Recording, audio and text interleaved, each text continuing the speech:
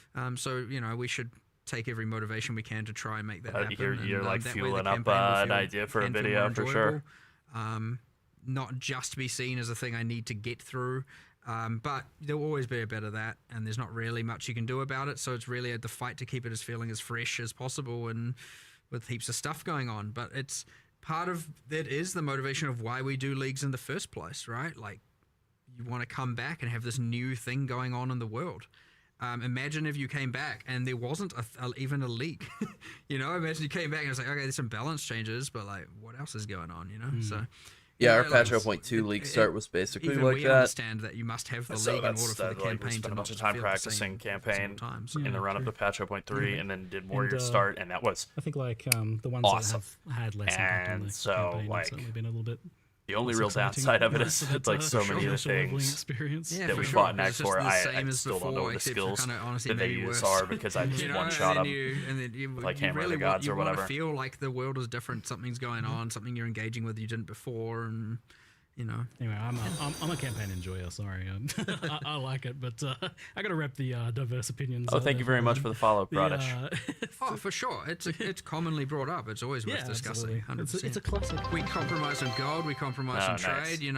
It's always good for people to ask what else we Yeah, I like to and check how in we and see where you guys have shifted. yeah see where we are. And, There's and definitely going to be good melee nothing's build set in stone options. forever. Definitely going maybe to this be. one is, but we'll see. Maybe next Q&A. We'll see. So a question that I saw that was interesting was how does GGG track bugs? What's the best way to report them? And the kind of like, the example was like they had a specific transfigured skill gem as like an ice golem that doesn't work with support gems and hasn't since launched. So Right. just kind of like stuff getting kind of lost in the woodwork. Like, Unfortunately, one of the realities of live service development is, okay, so if we're going to make a league by a certain deadline, like every time we're looking at each issue and being like, okay, is this more important than getting this league finished? And it's really, really hard to prioritize some of those things in some cases. Like, they should get attention eventually, but it's like, we have like, I have no idea how many open issues there are in our bug tracker. It could easily be tens of thousands. It will be. It's so Yeah, impressive like, how like, much this is one of those things where like the sheer volume of content we they're have able to this put thing out and where the it's time like, okay, constraints that they give themselves. here's something that might affect 0.1% of players, and like it's really, really hard to Yeah. prioritize that. I over, think like, Melee here's is the new content pretty that's solid in everyone's gonna be PoE playing. too. I know there's So always complaining about how slow mesas are, people which do is get fair. slack time where they can just kind of work on random things I like that. But think like it's that it can Melee be hard to is get gonna you might wind up find something as being simple as like the skill doesn't get insanely affected good by in that support game. gems. We still don't Could have take 5 swords, we seconds still and don't have hasn't really axes, been we still don't observed have or daggers, prioritised. we That still is don't an have option. foils. Or We it's still going don't to have take druid 5 skills. weeks That's to implement some 5 giant potential refactor. melee-ish, Honestly, we should have just deleted the skill and added 15 avenues, others. you You know know? what I mean? Like, Yeah. it's honestly kind of hard to know, and it's easy to go look at that single Cyclone's thing after fun, this Viper 'cause you Strike happen and to bring Mamba's it up, fun, and we'll see- regular we'll Viper see what Strike and Pestilence Strike are both But yeah, fun. often sometimes They're the just not simplest things great. boil down to like, oh, we have to refactor this and about Lightning how Strike's damage fun. is dealt and how something with conversion Frostblades is and fun. There's lots of fun melee dexterity skills. and not dexterity. Various and it boils down to slams this, are like, all a giant fun. refactor of how all this. I really like how Earth this Shatter. works, That's and a it's lot like, of fun. Now we Yeah, can do we're this still going thing. to do Toxic Okay, Ring what League else did it start. give us? I mean, barring Passionate No, saying just it's been kinda removed just- from the and game, you we're get- still you doing get it. issues stuck in this hell effectively of like, someone like read it, they put it in the issue tracker, someone looked into it, they realized there was some annoying detail of it that would require some larger change, and then someone was like, oh well, we don't have time for that, we want doing some other thing, and then it kind of gets put into some like hell Yeah, of, I like, mean, unversion, obviously this, no when we get guarantee that time it's going to thing, be an and then it opening just kinda core, but it dies, feels and that's kind of an unfortunate really situation likely that it will be. I have can happen. several thousand. No, assigned it's to like me. impossible to find like guides In a on just version called regular Viper Unscheduled. Strike Yeah, because yeah. Viper I don't Strike know and what to Mamba do with just this. completely stolen slots. One It day- is there a used to fun be this skill to play. optimism of Pestilence one day I'll Strike, get I think, there, is and like then even I'll slightly get more there. fun to play I've since accepted it defeat. has I mean, built-in clear, ultimately, and that means you don't have to go obviously Pathfinder to we clear. prioritize things based on how much the community cares about it. But Yeah. yeah, So if people do care They're a lot fun about it, then skills, yeah, they're obviously just, we'll get some attention. you know, So to the point of the question, then, like all what can boys in players Melee do got from its their perspective, like its something that they think identity is stolen by important? Viper Strike and Generally, Mamba. most of the media is like our community team has a generally good eye on things that are more at the Which is larger, understandable. larger It's issues so that get good. brought up. They do get You know, like noted down. we They had do a dot generally cap get Viper forwarded Strike and a to Mamba us or the build relevant this people. league that For was the like more the not fine even detail bug expensive reports, at all. our QA team, it is part of their routine to go through the bug reports forums. And we had Forum one. seems to be the most like pertinent place. I think it was That late is Settlers part of League or the something. It was like day-to-day right routine before of- I think of it was the patch QA 0.2 team. of Yeah, so if you want to take the PoE time to 2, it actually was like our document last build before something that like where this, I like was that, doing you think like maybe tier it's been missed 17s and or Ubers there's at not like enough level information 82 or could something give on a Viper Strike of the Mamba before Pathfinder, The and it's slash just bug in everything game comes melted with like a like thing, but it's that's instantaneously. more about like terrain issues or like something that's like, oh, what the heck, this generated weird, or like what the heck is this weird thing here. And it does give us a like recreate of the level, so we can come in and then like figure it out. But like if slash bug going a skill is broken or like my skill can't be supported, those two things are not correlated. So that's like if it's like broken and like if the level is bad or there's monsters in the level or something glitching out, slash bug is a good way. And then there's a brief description. If you want to like report a skill or something like that, it's better on the forums for sure. Yeah. A couple popular requests. One was dual stash tab, and also kind of tangential to that was like more affinities. Is this I something? said you guys dual stash tab. I thought you meant as in two stat. I was like, well, I want more what does stash this tabs even- in my stash tabs. You had the quad one. You want to? I want a halfway between those. I would actually. Okay. Okay, Small I know they're dual- joking, but I would like a halfway dual- between a Right, regular and a okay. quad stash tab. Quad Generally tabs are so speaking, large that you can't see what's in them half the time. Yeah, we wanted it to always be that like I would actually rollable like something equipment, between things a with modifiers. regular Don't and a get quad. specific stash tabs. Like that's the stuff you have to deal with. That's the item management should be in that. But then I understand technically compromised on flasks and bits and pieces, and it's like a little bit of a gray area. But like we so far have drawn the line. That's right. Kind of as just like You can never have we've too literally much listed the storage rest of the space. stash tabs, and aside from adding new leagues and a whole bunch of new currency items here and there and stuff like that, it's been like, I don't know. I think that might be it. Like until we add new stuff that requires new affinities, like maybe something comes with this league. I think this league has a locker, so whatever. But then it's like, yeah, I don't know if we will ever really add them for the equipment. I don't want it to be that you literally can just control click. Well, people have their dump tabs and different methodologies of doing that stuff, but I don't want everything to just auto sort. People may disagree with me, and fair enough, you can. But that is ultimately how we want it to be, where it's like there is at least some items you're kind of looking at, like especially with mods. Like obviously with the currency, you know by the icon what it is. With an armor, you want to look at it, see what the mods are, and then make a decision. And sure, a lot of people put it in a tab and then look at it later and make the decision. And I understand with the trade system before, what actually people were doing is just dumping it, and then if they get spam for messages, then looking at it. There's stuff like that. But I do want to make sure that you're actually reading the modifiers, assessing if it's a good item, and then making decisions on it as part of your cycle. And you can work around it. That's up to you. But yeah, the moment that everything is just like somewhere, and you're just like, all right, and do you even know what you got now? You know what I mean? Like, and you could argue, well, I can look at it and then control click it and it auto sort. But I think we kind of drew the line at equipment. And again, I suspect a lot of people are gonna be like, well, you should change that, and I'll be like, well, I don't want to, and we'll be at a disagreement there. And again, I'm all about having a healthy disagreement. I don't mind. So that might just be where it is, and I don't know. We can reevaluate in the couple Q&As from now. You know what I mean? I think on the affinities tab, on the affinities side of things, chat's mentioning that there's like a few in PoE 1 that are kind of missing, maybe like incubators and stuff. Oh no, That probably they are missing. It is our intention to add this. Okay, yeah. For that, more like fungibles and stuff like that, like non-modifier stuff. That it is an intention to add that. Yes, 100%. Cool, nice. Good to know. Yeah, cool. Yeah. So that's probably the ones. that I mean, we did that in PoE too. We were always like, oh, we're gonna release the stash tab, and then we did the whole like, wait, we can just add affinities without the tab. We can add the tab later if we want to. So we still need to go through PoE 1 and add some affinities that aren't that don't have stash tabs for sale or anything like that. So yeah, done some really good click-based quality of life, less clicks. I'm always keen to see, like, for a lot of that stuff that's very spam clicky. Something that was asked was the idea of consolidating harbinger shards in particular. Seems like it's pretty painful to farm for people that enjoy that, but can only do it for a brief stretch. And Octavian was saying there was something about that happening. I think we did do something with that, and yeah, it came up when we initially were speccing all the QOL changes and like things that are just like easy wins and improvements. It came up. I just don't have 100% memory recall on if we decided to do it like now. It might actually just be in the patch notes. I don't know. There's like 50-50. It might just be like already like I think what we do is drop less of them, get rid of some of the bad ones, and drop more of the good ones, but like fewer overall stacks. Hire more in the stacks and less of all the pitter patter that you end up kind of filtering out anyway. So hopefully we did that, and then it's in. If we haven't, then it's very clearly on the radar and will come soon. Cool.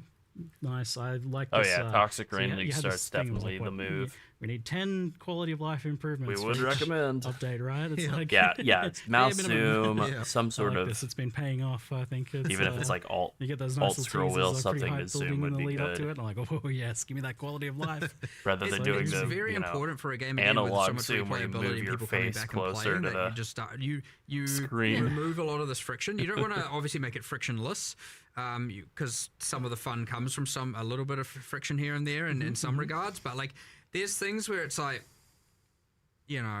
this obviously doesn't need to be this way. So the little things that erode your enjoyment over time. Yeah. And honestly, there's a little bit of a time factor to it. It's like the longer it's been in, the more like it's like, okay, at this point, come on now. We've added some other like friction and something in some other way here. We can take away from some of it over here. You don't want it to become a auto spreadsheet. level would be nice. For sure, but at the end of the day, you don't want it to just become, as we add more and more features, more and more content, it's going to, everything will have their little thing, and it's going to become growingly more annoying over time. So it's important, as you add some things that require, manual intervention, you start removing some of the other ones and streamlining them, and so it's because the game is so replayed for so long, it's really, really, really important at this point that we are addressing as many things as we can per league, to make sure that you don't just get a build up of annoyance over the course of a long period of time. Yes, and my hands are very much thanking you as well for a lot of these changes. Oh, yeah, good. Sweet relief. Those ones are always a good win, but like some of them, like the Spectre thing and the heist thing. There's so many that are just like, I mean, they're not. Are they QOL? Yeah, kind of. I mean, they do improve quality of life to some regard, but it's honestly kind of balance as well. It's just like, it doesn't need to be this way anymore, so let's just change it. But yeah, I don't know. We try and think of as many as possible. I love my I had bingo an old cards. shoulder injury I don't once think I've upon a had too time. many recently, so Like, feel free to put some more referred bingo pain cards down through. into my I love wrist. the It ideas. was no good back in the Diablo They can, 3 if days. you don't have 20, it doesn't have to be a 5x5 grid. You can make a 2x2 bingo card. It can, if you can't think Definitely of more than wanna- 4 things, or just have That 4, is something if we you keep only have in one mind thing, whenever just we're a making single- builds, is like single trying cell to bingo card. hope there not be too It's many also keybinds, stretching hope there the not difficulty be a too bit. much You know, repetitive we do hitting. take I mean, a it's an moment to RPG, sit you're down gonna and be go like, right-clicking a what bunch, do we want but to fix? We crowdsource. We go to our QA. We talk to other designers here who play and stuff. And we're just like, what annoys you the most? Yeah. Try and come up with They don't know something. how bingo I don't know. works. It's actually quite a fun process, and yeah, we go. I think this time around we've got some pretty good winners. Yeah, so, absolutely. Yeah. Oh, I mean, Yeah. straight, not to mention. Yeah, I mean that's the big and obvious That's the thing. big But one, yeah. Woohoo, pretty nice. So, thank you very much, guys, for the chat today. I look forward to playing some more. And we'll see you fine folks in 327. Yeah, excellent. Well, thanks everyone for watching. Thanks again, and Hey, thank you. Hopefully awesome. Sunset just dropped off a coffee for me. Very nice. See you later, folks. Yeah. Oh yeah, that's good. I think that there is technically controller support for PoE 1, but it's not amazing. Alright. Well, that certainly was an awesome stream. Thanks to everybody for watching that. Alright, now we get to dig into some stuff while we wait for Passionos to drop.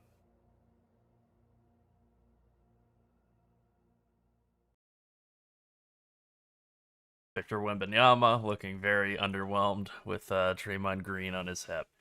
Alright, so I went ahead and pulled this up, the Keepers of the Flame page off of, main site. You can look along if you want. It's this. Okay, so I did see a few things in here that are like, I think things they didn't show off in the initial trailer, although, you know what, maybe we pull up the the YouTube Keepers of the Flame. We don't pull up two at a time. First of all, I like that they open with the monks from for PoE 2. I thought this was cool. Just all of this PoE 2 artwork just very reasonably being used in PoE 1. Like, it makes sense. It's so sick that PoE 2 and PoE 1 are basically just like in this completely symbiotic relationship with each other where they can share artwork and skill design philosophy, and uniques potentially. Like that's all pretty tight. How do you think we have until patch notes for our announcement? I think we have what, like 20 minutes till patch notes? Yeah. Sure.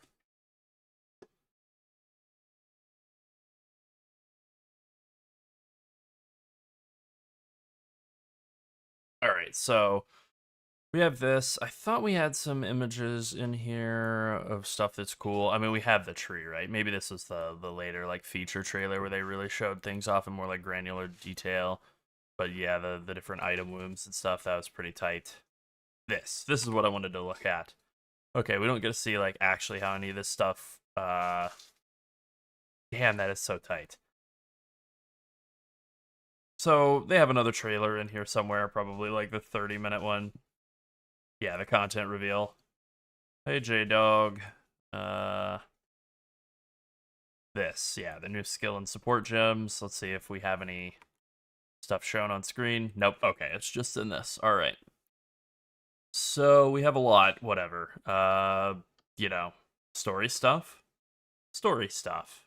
Async trade. Story stuff. I mean, we can see, like, the visuals definitely look a lot better than they did in original Breach. You know, I think that's pretty cool looking. That's really cool looking. That's mud flats already looking nice. And then this is pretty nice. Yeah. They also talked about how, like, whatever, when you kill enough guys and spawn a boss, it stops the collapsing or expanding. It just locks it in place, and then you just get to kill the boss, and then it closes. Love that. Very cool looking tree, very creepy. Clearly very inspired by the same tree that they have Sin staked to in Act 1 of PoE 2, but obviously made out of purple hands and stuff, so different trees, some grafts. Then we get to look at grafts, and this is where we finally get to see some stuff we didn't see in the content reveal here. Okay. Oh, thank you very much for the follow, Iron Ghost. So we have this skill with like a minion-based implicit on it, like minion attack and cast speed implicit, and then uses Great Avalanche. When you use an offering skill, the Graft summons an army of Highborn Breach monsters to do your bidding. They convert all their fizz damage to cold and have a chance to apply Brittle on hit. And you summon, what, 10 at a time, 10 seconds at a time, maximum of 30. So it seems like you have like multiple uses of this, or maybe you're able to build up enough uses to like cast it multiple times during its duration. Love that. It says 18-second cooldown time, so maybe it's just you can get enough cooldown reduction to reduce that. Maybe that's what it is. I don't know. Then the like explicit mods are like increased cold damage, chance to find more womb gifts, whatever those are. Skills have cooldown recovery. All right. So this seems pretty basic, right? So like the toll stuff maybe could lean toward being more minion-oriented. You know, maybe they're minion-oriented versions of all of them. I don't know. In this one, the Molten Zoff Graft. Increased armor, Heart of Flame. Heart of Flame makes it so that when you're missing life, the graft applies a buff that takes some damage from hits before being depleted. When you're struck while the buff is active, the skill fires a nova fire projectiles that explode on impact. Base duration is like 8.5 seconds. 20-second cooldown time on that guard buff. 8.5 second buff time on that guard buff. The damage of the fire projectiles is like 100,000, 150,000. It doesn't really scale with anything. Like, it doesn't scale with any of your character power. That's, like, important. But it fires 5 projectiles in a circle. Base radius is 1.5 meters. 80% of damage from hits is taken from the buff before your life or energy shield, and it can take up to 4,500 damage. So you are getting a, you know, basically like a 4K shield on like a 20-second cooldown anytime you miss life, right? So this obviously is like not going to work for CI. That is such a crazy molten shell. Yeah, exactly. Doesn't require any sort of defensive stacking at all. You could be like the end game version of our Toxic Rain build, where you basically don't have much energy shield, or don't have really any energy shield, don't have any armor, don't really have any evasion either. You're just using like pet blood and life flask and a bunch of life. You throw this on top of it along with whatever, immortal call, steel skin, whatever I'm immortal call probably. Like, my god, that's so good for life-based builds to just have like this huge extra layer of defense, and it's something that only triggers, like it specifically says, it triggers when you're missing life, so it waits until you start missing life to then start triggering. If you're using life tap, which we are, you're going to be basically triggering this on cooldown, but still pretty good. And then the base uptime is like 8 seconds, so it's going to be up whatever if you get a little cooldown reduction out of the explicit modifier on the graft. You might be able to bring it down to where it's like 50% uptime. I think the base duration on this, since they said everything won't scale with your build, base duration probably won't scale with like skill effect duration. Even if it did, you're going to eat it up, right? But still. And then the explicit mods are what? Like chance to find growing womb gifts. I feel like finding womb gifts of some type seems to be part of all the grafts, maybe. Just common modifier, maybe. Skills have a chance to ignite, crit chance, crit multi. So you can get buffs that affect you. Like this one, increase cold damage. So maybe there's a graft out there that could be useful. Think of Toxic Rain Brain. Maybe there's like a chaos damage modifier one. That's true, it does have duration tag, so it might scale with skill effect duration, which would be huge. Maybe. Yeah, that is a good point. I'm really curious to see what other skills they have available, like see if there is stuff that scales nicely with either like being evasive or just being life-based, or really, like, this is good though, right? But anything that helps you with like taking damage like less quickly. Petrified blood, if there's like some graft that does like an equivalent of petrified blood kind of mechanic, then it's like it's all over. What's up, Healy? How you doing today? So this was very exciting, and the thing is, like, this is just 2 of... Hi, Healy. We know we're getting Zoftol, Esh, and Ulnatal. Don't know if we're getting Chayula grafts or not. If we do, that seems real good for chaos damage builds to get Chayula grafts. Even if we don't, Ulnatal grafts might be good too for any sort of physical or chaos build. Then we have this new currency, the Unstable Implant, destroying the whatever currency for this. Destroys the graft or replaces the implicit with a powerful mod.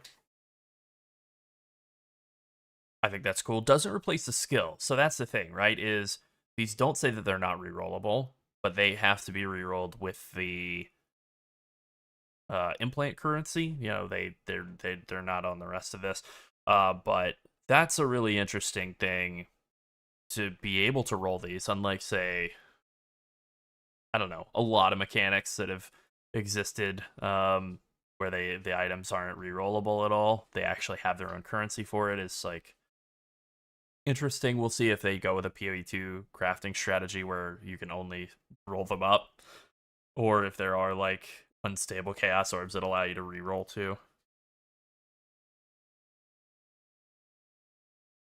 Oh, we're doing real good. We're doing real good. PoE 2 reveal today was pretty awesome. Bested. And we have an announcement, so we're glad you're here. Oh, you yeah. Specifically. Go for it.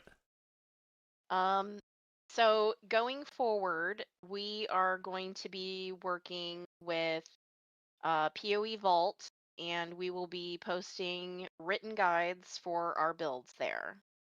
We actually already have a build posted under our name, Path of Evening. That's right. And I'll pull it up right now. We have something else in the works as well, but we haven't signed things yet, so we're still holding on to that announcement, but we're hoping we have more news to share very soon. Yep, but we already have a written version of our Poison Pathfinder from PoE 2, from this league. Really, really loved that build.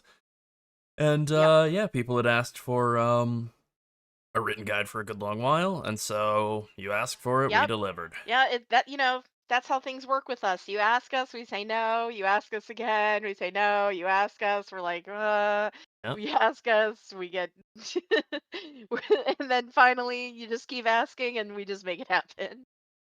Yeah, that's it.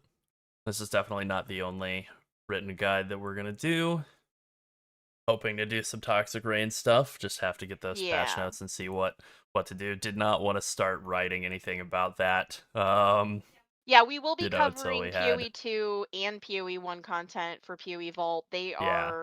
are working on their site and so Yeah. we're covering we're in both sections and we didn't want to do anything for PoE 1 until we heard the updates and saw the patch notes. So hopefully we'll have something coming for PoE 1 shortly as well. Oh yeah. And then the other half of our announcement is also PoE related. We just, like I said, we haven't finalized all those details, and I am hoping that we will have an announcement in a few days. Yeah, that would be great. But honestly, we couldn't have done this without everyone's support. What really made our channel stick out is all of the comments that we get, the questions that we get, and the fact that we answer all of our questions. It's something that was specifically mentioned to us when we were approached by other websites to do, to put our content on their sites. So I really am thankful to all of you for constantly interacting with us and leaving your questions and just being cool and Oh coming yeah. watching our guides and hanging out during stream. I'm really humbled by it. Yeah, we both are. We both are. Yeah, putting this together was a lot of fun. We're definitely going to do more. I'm excited to see what they drop for us in patch 0.4, hopefully in December. Pretty confident they will stick to that. Just updating this with whatever comes next is going to be quite a lot of fun because this was already so much fun to get assembled in this patch, and it really worked so well. We Thank you, also may Lunar. have some other news regarding ARPG Vault. We are considering doing some other content for them as well, and potentially one of their other sub brands. So maybe something related to WoW in the Oh, future. that's excellent. I mean, yeah, I think just thinking about the whole landscape of potential heist builds, I think if you do really want to hit heist super hard, I think that the move is to play Toxic Rain Pathfinder. I mean, any Pathfinder build will be fast, but Toxic Rain's probably like the best build to play for Pathfinder early. The only other thing I could think of would be Poison Concoction. But I like Toxic Rain more, personally. I think ultimately the thing that we bring to the table anywhere we go, other than me having a lot of editing experience, Larold having experience writing guides for Wowhead back in the day, is just that we care a lot, and we want it to be, we want things to be informative, correct. We always want them to be up to date. Oh, yeah. Um, and this is part of the reason Yeah, why any some of the carers in guides, the chat? huh? What'd you Any say? carers in the chat? You better believe Yeah, it. any I'm a cares? carer. Yeah, any carers? um, but it's part of the reason why some of the guides that we've been asked to do, we know that we couldn't keep that, we like either wouldn't have time to keep that updated or would disappoint people by not keeping that specific thing updated. So that's why we've turned down some ideas that are like, hey, can you make this guide to craft this thing? And we're like, oh, I don't know. I don't know, because if anything about that changes, that is a whole web of things to Yeah, can update. of worms. You And don't want to put together a build or a guide for a build that you liked, but maybe don't want to maintain going forward, and then have your name on something that's outdated or doesn't have your passion behind it. yeah, exactly. Yeah. But we're just happy to have, we were originally worried that writing guides would direct people away from our videos or, they wouldn't go watch the video. And then we didn't know like how that would affect our our income so that we can keep doing this, Yeah, basically, ultimately, to yeah. just be blunt about it. But ultimately, we know that people who want to read guides are going to read them, and people who want to watch videos are going to watch videos. Um, Yeah. so, I'm a person who likes to do a little column A, little column B. So for me, having both is really nice. Like generally, if I look up a guide for anything, WoW or PoE, I want to see both the guide written so that I can reference it and watch the video so I can hear Yeah, more exactly. information about those written I things. do the same. Yeah, because otherwise, if you were to include everything that's in the video in the guide, which by the way, it's not. Um, No.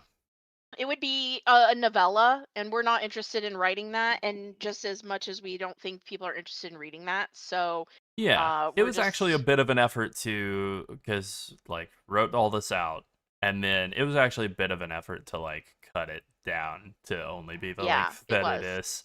Yeah. Because it's like, you want it to be digestible, and you have to realize, like, some people who come across a written guide may not have even played the game yet, and they're getting hyped up off of that, or they don't have that much experience playing the game, and you don't want to, like, annihilate somebody with too much information.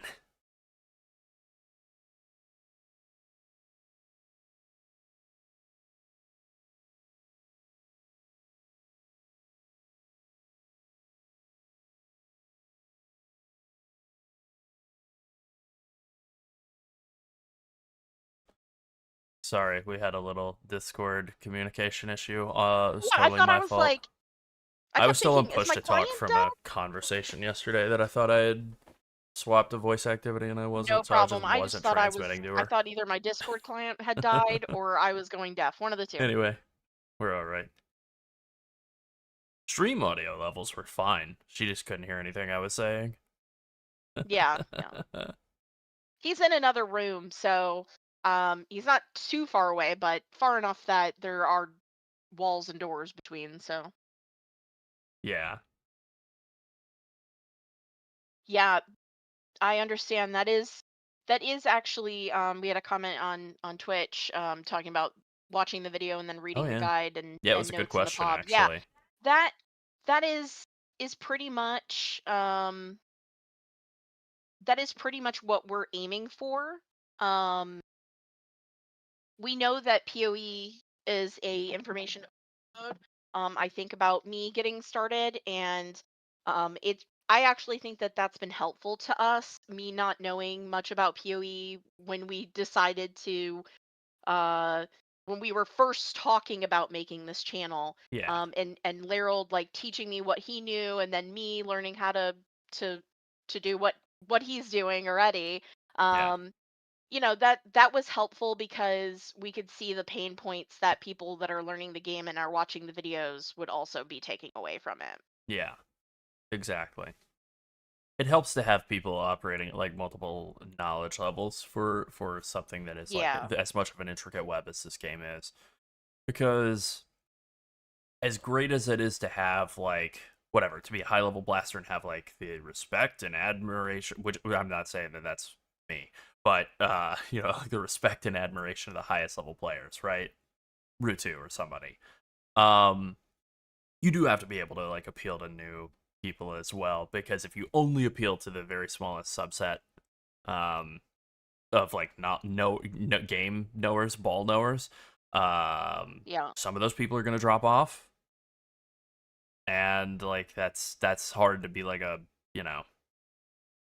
whatever, a business model of being like a very small group of people who hang out and watch. Thank you, by the way, for the Prime sub. So it's good Appreciate to be able you. to appeal to a wide range of people who know Guys, I'm ball, such a people Twitch who are in noob. I recently learned moderate, people who are brand new. that you have to manually update your Prime sub. You have to manually go resub. It doesn't just Honestly, I resub forgot every that as month for well. you. Yeah, I forgot that as I well.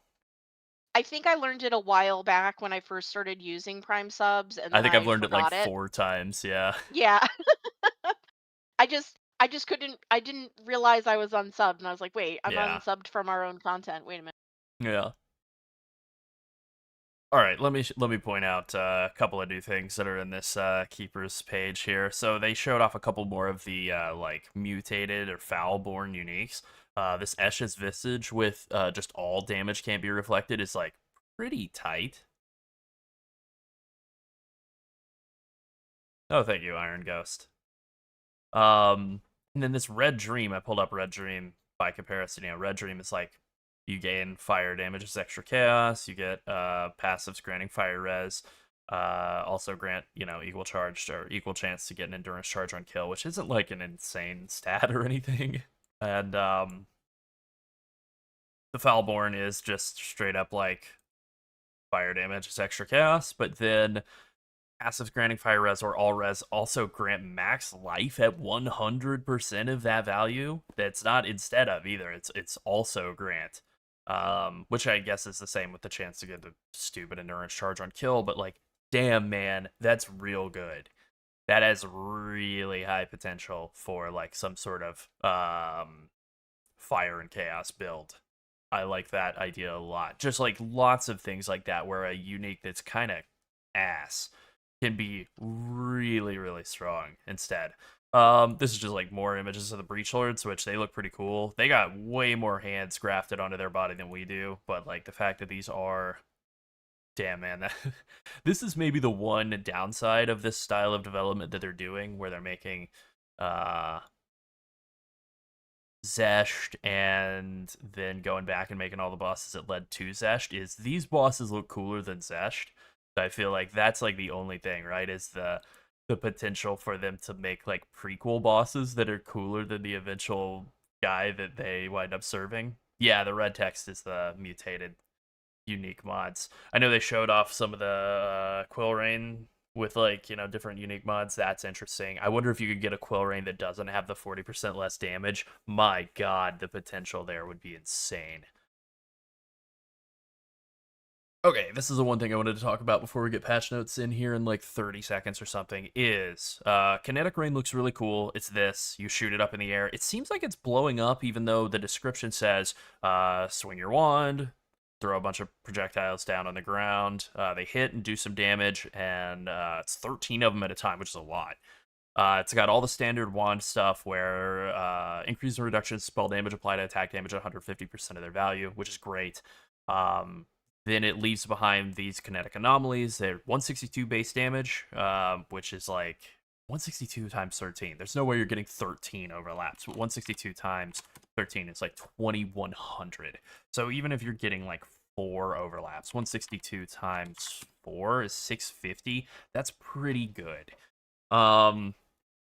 Base duration on them is 6 seconds. If an enemy gets near them, they explode. You can have 30 of them out at a time. Yeah, what's up? Patch notes are up? Yeah, I see that. This is pretty interesting. Then this one, I'll move on to patch notes in a second here. Just wanted to say the conflagration, the fire oxic rain, 2600 base damage, fire damage per second. It's like 10 times or 8 times more damage than toxic rain base. However, you have to walk into it, and I don't know that it stacks. So you might only get one burn at a time. So we'll see about that. All right, patch notes. Let's go. Credit to them for getting them up. Yeah, let's do it. All right. Okay, first things first. Toxic. Toxic delivery. Okay, that's it. Nothing related to toxic rain. Awesome. Now we Pathfinder. Pathfinder, master distiller. Now grants bonuses to non-channeling skills. You're consuming 3 charges from a flask of blah, blah, blah. So they very slightly bumped it. Actually, not that slightly bumped it, but I still don't think you're going to use it. So you get Fizz's Extra Chaos, a really large amount of increased crit chance, or Bismuth. Still think this is bad, but awesome. Oh, thank you, Powell.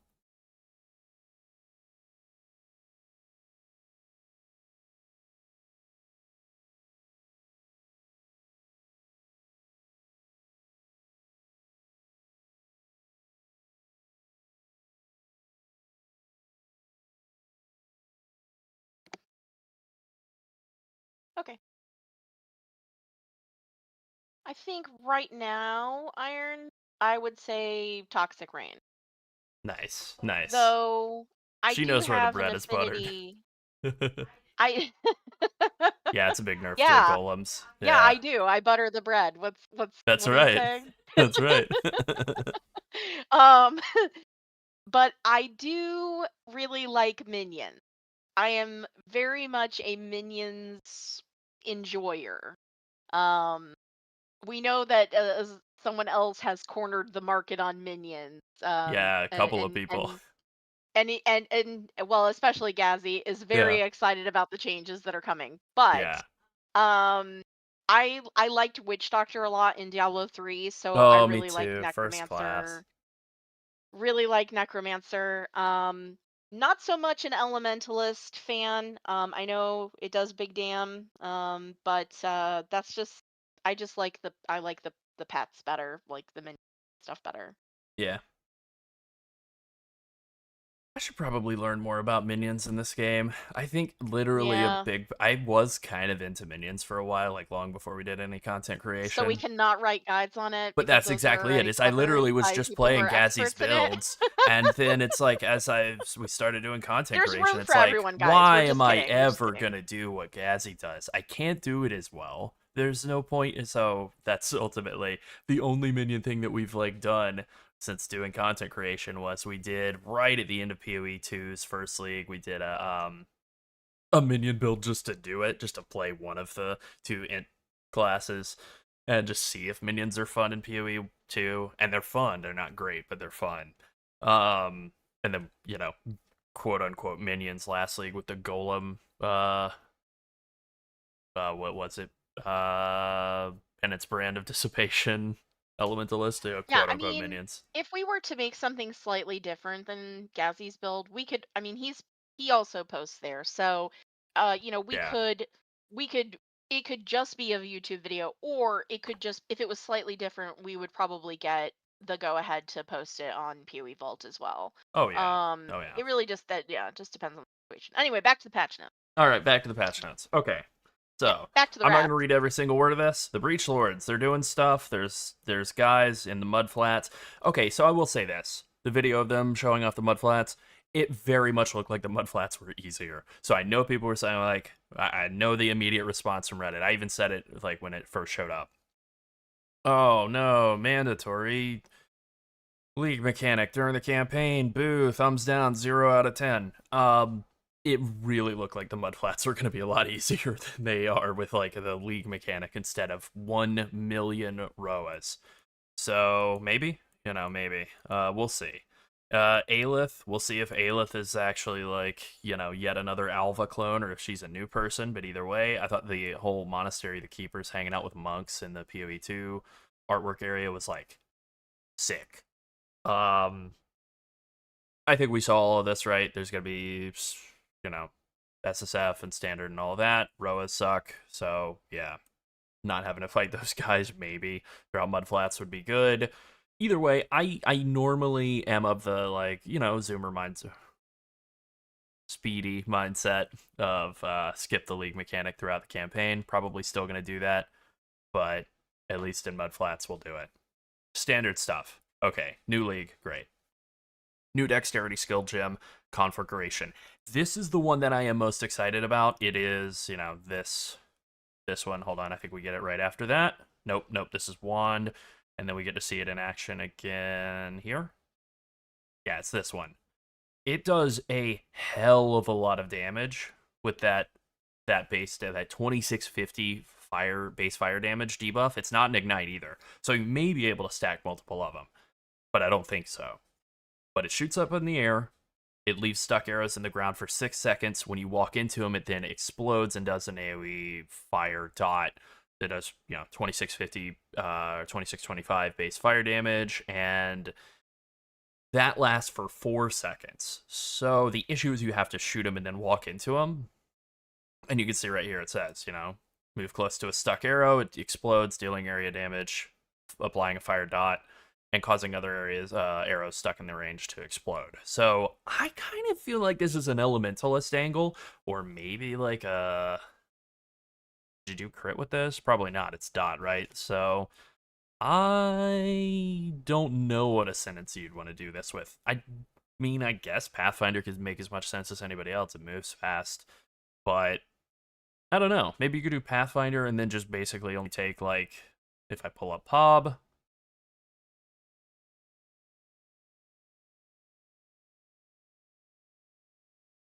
Okay, yeah, you do Pathfinder, except instead of doing all the Chaos Dot stuff, you take whatever during the campaign, Nature's Adrenaline and Nature's Boon and all that, but then once you get to end game, you can drop Nature's Reprisal, because who needs Wither? Maybe drop Nature's Boon and use a bunch more unique flasks, and then you have 2 points to put into, whatever they're called, the Bloodline Ascendancies. Thunderstorm looked cool. This just looked like, it's another new bow skill that kind of looks like the Twister, the Whirling Slash Twister stuff from Spears in PoE 2. Like, you shoot it up in the air, it blinds enemies inside of it, you stand in it, it's strong, then you leave, and it sends a bunch of Twisters all over the place. I love the idea. I could see this being really strong as well. No idea what Ascendancy you'd want to do this on. Probably just Deadeye. Nice and boring. This is one that Did they show this one off, or did I just miss it? Yeah, Somatic Shell, fire an initial projectile, applying a kinetic barrier to enemies struck. The barrier absorbs incoming damage from hits up to a cap. On reaching the cap, the barrier explodes, dealing damage in an area and releasing a projectile that seeks other nearby targets. Projectiles created this way can apply Somatic Shell to targets hit. This is like a cycling damage debuff thing. I think that could be pretty cool depending on how much damage it adds, and if you're able to use like Spell Slinger to automate this going out. I don't think you want to do 2-button wanding playstyle, but if you use Spell Slinger or some sort of automation to apply this, and then use whatever skill you're using, Kinetic Blast or Kinetic Fusillade maybe, Kinetic Rain, that would be the move, right? This could be pretty cool. It's a way to add like a bunch of like single target into another skill. It's like really good for clearing as your like main attack.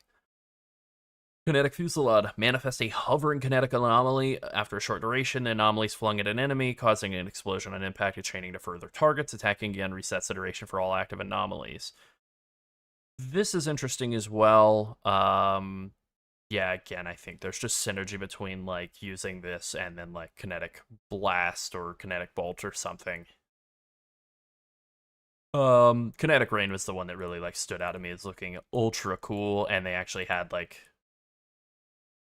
whatever, like, little gif of it here after we get this, and then we'll get the tornado shot thing. What is it actually called? Thunderstorm? Cool. Yeah, very cool looking. This one was actually, I think, the most interesting looking skill, this Kinetic Rain. Those explosions, not requiring you to walk onto them, you just shoot them up in the air, and then they explode and blast enemies. It's sort of like what I wanted Storm Rain to be, and it never really was.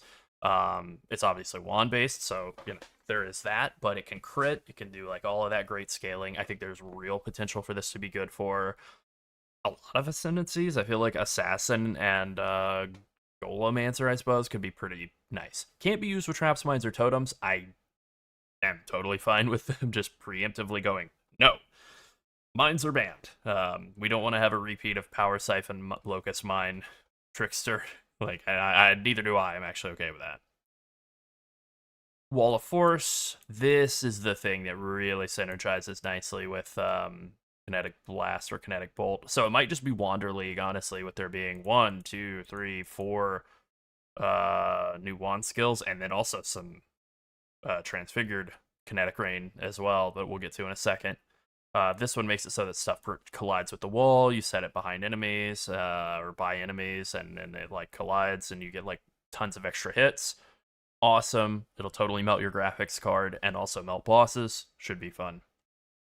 Kinetic Rain of Impact, swing your wand to cause a number of projectiles to rain down within a large area, just like with the other Kinetic Rain, but each projectile explodes when hitting the ground, dealing area damage, period.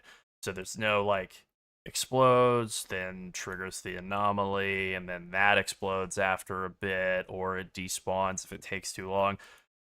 It's just straight damage. I think this one, depending on the tuning, could wind up being, like, a lot better, right? The new wand bases also are really good. Yeah, I feel like I saw Mathel, I think Mathel was tweeting, like, feels like poison assassin stuff, but he seems like a wandman also, so I could definitely see that the wand stuff. I mean, maybe you just do wand assassin. That makes sense, but either way. New dexterity support gem. Support attack skills, causing them to trigger a wind burst on hit after you've traveled a certain distance. This one was another one that was in the list here. Here we go. Deal increased projectile damage. Wind burst on hit no more than once every 10 meters moved. So you do have to move a lot for this. What is this? This is attack projectile bow. This is a bow skill thing, so you have to use this on like a bow skill that you're running around using. Fires projectiles that move randomly and damage enemies they pierce through. They explode after a duration, doing 139 of base damage. It's that. And then 40% more area damage modifier, triggered by supported attack skills. I don't think this is going to be useful for anything that we play, but it could definitely work for any sort of lightning arrow, tornado shot, any sort of like traditional Deadeye bow build. It is bow only, so yeah. Living Lightning, this is the one that makes the Living Lightning minions pop out. I thought that was pretty cute. For just for like caster spells. That was pretty interesting. Okay, Blasting Wand, Kinetic Wand, and Somatic Wand all share the same implicit modifier, can't roll caster modifiers. Pretty cool option for, you know, like pure attack based. That gives up a lot of power, because some of the implicit mods for wands are like 40% increased crit or whatever, so you're giving up a lot, but that could be useful for like mid in-game crafting. I see. Here we have 6 new ring-based types. These are the ones that are going to line up with the breach changes, cryonic and enthalpic. I mean, look, credit to GGG for very successfully using the English language, but damn, man, they are dropping some, like, Scripps Howard National Spelling Bee ass words in the middle of their item names. Enthalpic ring. Synaptic ring. That's not really that long of a word, but okay. Sunset, you're an editor. Use it. Yes. Use enthalpic in a sentence now without looking it up. No.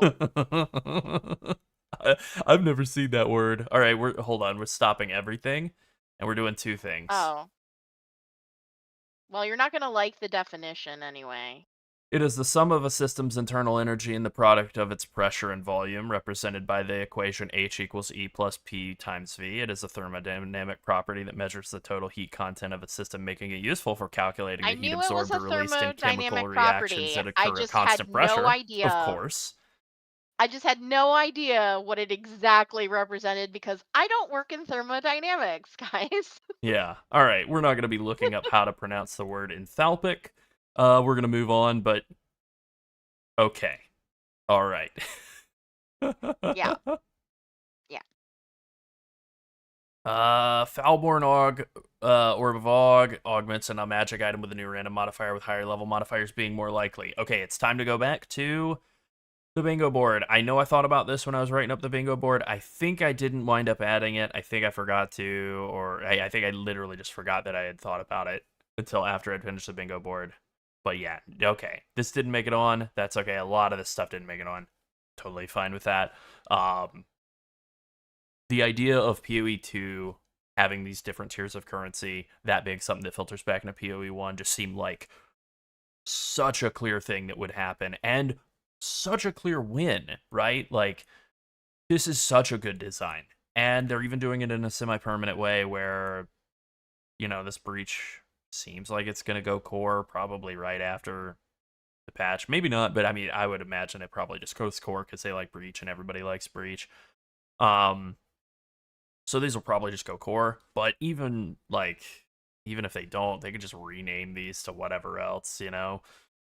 Maybe they rework Perandus League for 328, and then they're like Gilded Exalted Orb or whatever.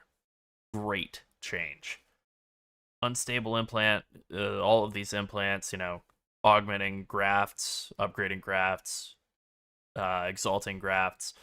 Notably, though, no chaos implants. So grafting is a one-way crafting method, just like it is for like all gear in PoE 2. I think that's a good change. I think that's like totally fine for it to be like, you know, a lot of the time the approach is just like they're not craftable at all. So I think this is way better than that. Asynchronous trade, we already know it. It's like literally the best thing to ever happen to PoE, and it's just, you know, here it is, one sentence about it. We have the technology. Yeah, we really do. All of this stuff also the same. The in-game market trade market interface, I haven't really made much use of. It's good. I haven't really made much use of it though. You know, I like my whatever plugins for the trade website, better PoE trade and stuff, better trading. TFT trade extension, don't really use that much anymore. Our crutches. Yeah, that's Our right. game crutches. The crutches.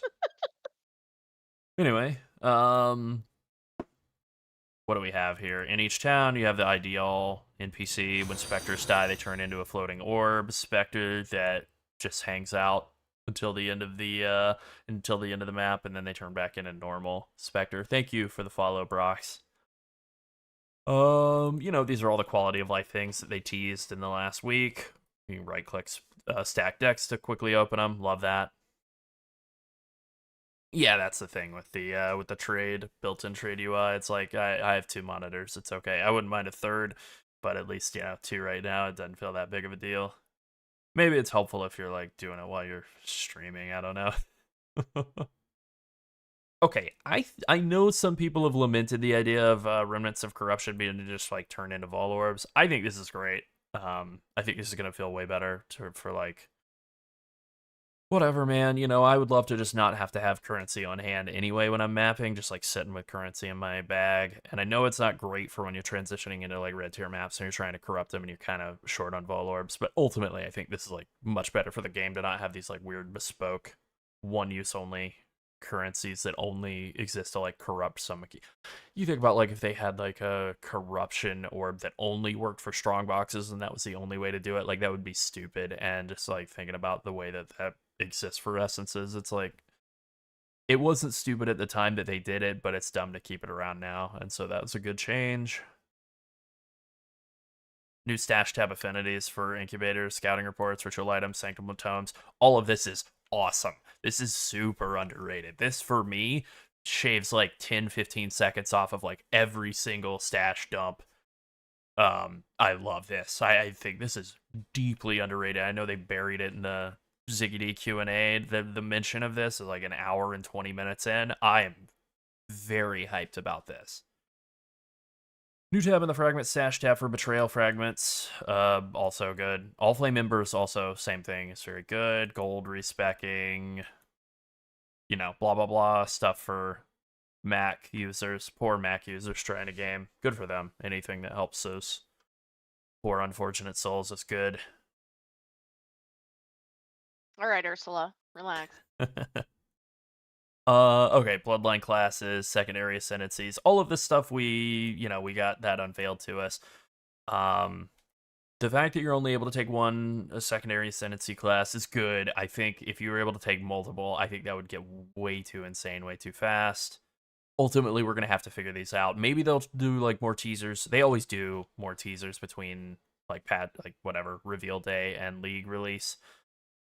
But I feel very much like they're not going to reveal any more of this. I think they'll reveal maybe other stuff like new uniques or something, but not any of this. Okay, unfortunately I did whiff on this one. So tier 17 map mod nerfs and tier 17 map mod layouts, I whiffed on. New Uber bosses, I hit on. I whiffed on this one too. New way to farm the 326 boss tokens. Doesn't seem like that's the case. It seems like you still have to do basically 326 in-game content. It's still exactly the same as it was before. But the Uber boss tokens just come from tier 17 maps. So there's more potential for like one or more of those bosses to be really, really rewarding. Which would then like makes killing tier 17 map bosses rewarding. So like that's still something. You know, I think it's still a positive for like farming potential, stuff to explore at end game. In terms of like farming. Beard now requires Cirrus and Incarnation of Dread instead of Chayula and Atziri. This is insanely good. Atziri is... it's such a good fight. Like, it has held up so well, but actually running Uber Atziri, the whole run up to her, is so long and boring. Just doing Cirrus instead of Chayula is great. Just doing Incarnation of Dread instead of Atziri is great. So that's great. And Incarnation of Dread, if I remember it correctly, well, let's double check. Pretty sure that's the one where you gather the flowers. That's the best fight of the three. Aesthetically, etc. This update is coming out in, I actually think we have a timer. Here we go. 7 days and 20 hours, 36 minutes, and 9 seconds. Next Friday is when it's coming out. Yeah, I liked Incarnation of Dread very much. I thought that fight was really good.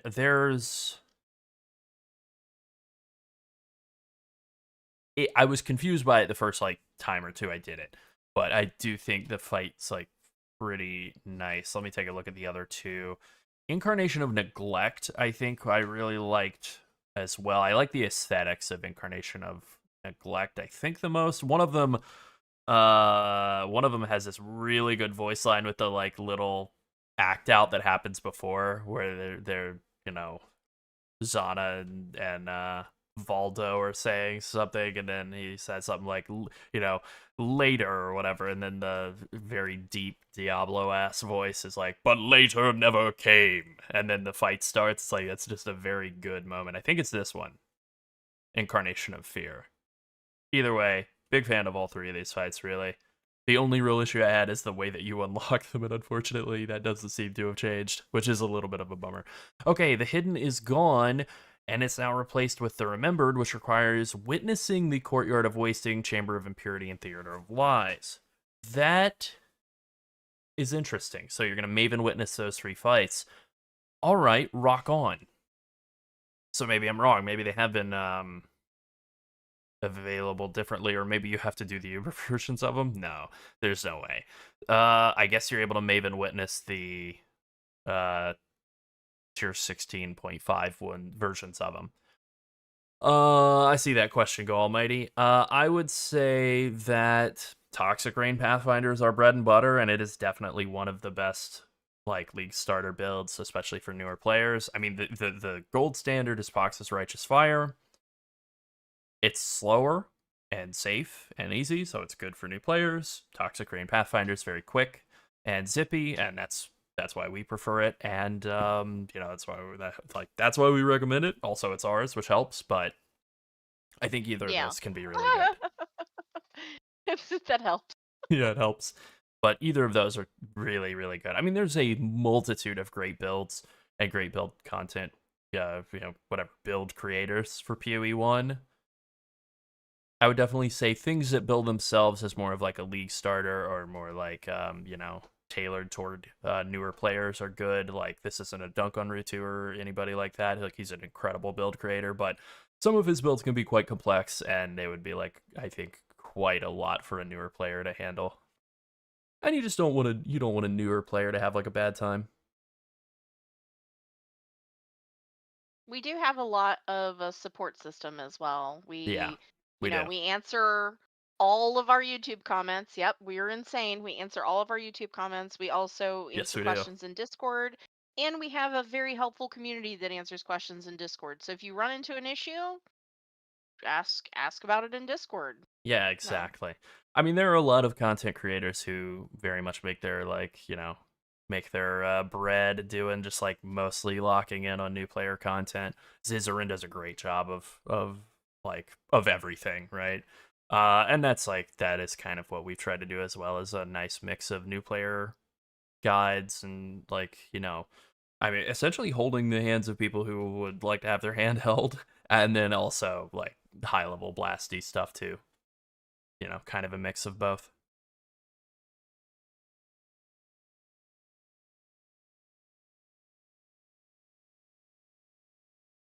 Okay, let's take a look here. Your 17 map mods now grant item rarity, quantity, and pack size at similar values to red map modifiers, except in cases where the rarity, quantity, and pack size have been specifically augmented to be higher. Okay, that makes sense. Tier 17 map mods can be corrupted to have 8 mods sometimes, but you can't roll a Vol Orb on them to corrupt them, which means corrupted 8 mod map farm for tier 17s is going to be nice, which I love that. I love farming maps. That's probably my favorite farm strategy once you're like in the end game proper, you have your full atlas unlocked and you're like really blasting. I think just farming as many maps as possible and selling them is my favorite strategy. It's definitely like some of the most profitable ones we've ever done. The only other thing I would think that's like close is like Maven Witness Boss rushing, and this is pretty great. Okay, another really good one that I was really hoping to see. Actually, three awesome changes to in-game farming. Abyss Scarab of Edifice no longer spawns hordes. That's just completely dead. It causes Abyss pits that don't lead to an Abyss to spawn minor spires. So it actually makes Abyss more Abyssy. It makes it so you get more monsters, you get more out of the Abyss, which is great. This is actually a big upgrade to Abyss feeling like Abyss, and a huge downgrade to everybody who just wanted to open a million stupid chests in every map, which I love this change. So yeah, Abyss Scarab of Edifice, you know, dead for all the Abyss tourists, good. Additional bosses from Blight Scarab of Blooming no longer spawn extra monsters in their wave. Oh man, that's gonna fix a lot of the issues with FPS on Blight. That's actually really good as well. And then, yeah, Cartography Scarab of Risk is now a limit of 1. So you can run that in any strategy totally fine, but you still have to do a strategy instead of just running 4 or 5 Risk Scarabs. Great change. This is just an extra bit of stank you could throw on instead of the entire strategy. Yes. Okay, let's take a look at the maps that are being removed first. Ancient City, terrible. Armory, I don't remember if that's... I confuse that with a couple of them. It's fine. Basilica, don't like that one. Bog is fine. Colonnade is fine. Conservatory, not great. Cold River, not a fan. Coral Ruins, kind of like that one. Crystal Ore, hate it. Dig is Quarry, so it's good. Dungeon, I don't remember which one Dungeon is. I think it's bad. Geode is okay. Nah, it's not great. Forbidden Woods is good. And it's gone. Foundry, I'm fine with that being gone. Lab, also fine with that being gone. Leyline I like. Malformation, I'm kind of either way on. Peninsula's good, actually. Pier is fine. Scriptorium is not the best. Siege is bad. I don't like Siege. The final boss of Siege is Tukahama. That's terrible. Sunken City, terrible. That's great. Aracali sucks. Terrace Vault and Wharf. Okay. Good changes. No Pier and no Wharf, huh? So, whatever. Moving back in, Academy, Arachnid Nest. Arachnid Nest is interesting. Not actually that bad of a map. It's pretty, like, straightforward, even though I hate that area in whatever it is, Act 7. Act 7, right? Yeah, I don't love it, but that's fine. Arena, I don't like. That stinks. Burial Chamber's coming back. I love Burial Chamber. Not a great map, but I love it. Cells, boo. Coves is good. Crater is good. Crimson Temple is a personal fave, so this is great news. They didn't take Dunes or any of the ones that we really love out. Like, nothing that we really love is gone, right? So that's good. Is Toxic Sewer in the current map rotation, or is it not and it's still out? Let's take a look. It is. Okay, good. And it's still in? Okay, good. Yeah, I remember doing some Toxic Sewer last week. That's right. Factory, Forking River, Infested Valley. Infested Valley I kind of like, even though the final boss is terrible. It's Rizlatha or whatever her name is. Lava Chamber, I don't love. Lava Chamber, I don't love at all. Lookout's not bad. Marshes is okay. Mud Geyser is pretty solid, but it's weird that the boss is just kind of like randomly underground. Pit, Port, Primordial Pool. That's fun to say. Residence, Sulfur Vent, Summit, Thicket, and Volcano. I don't really see anything like huge and game-changing here other than Crimson Temple coming back into the map rotation. I'm very happy about that. Map tiers and locations have been shuffled, sure. Map boss for Pantheon has been changed, sure. Crafting recipes have been changed. You know, yeah, we'll figure that all out when we get there.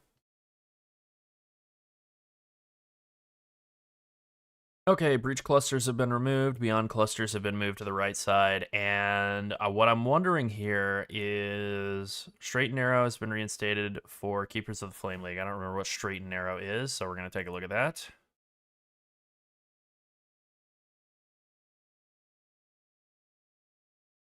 Straight and narrow.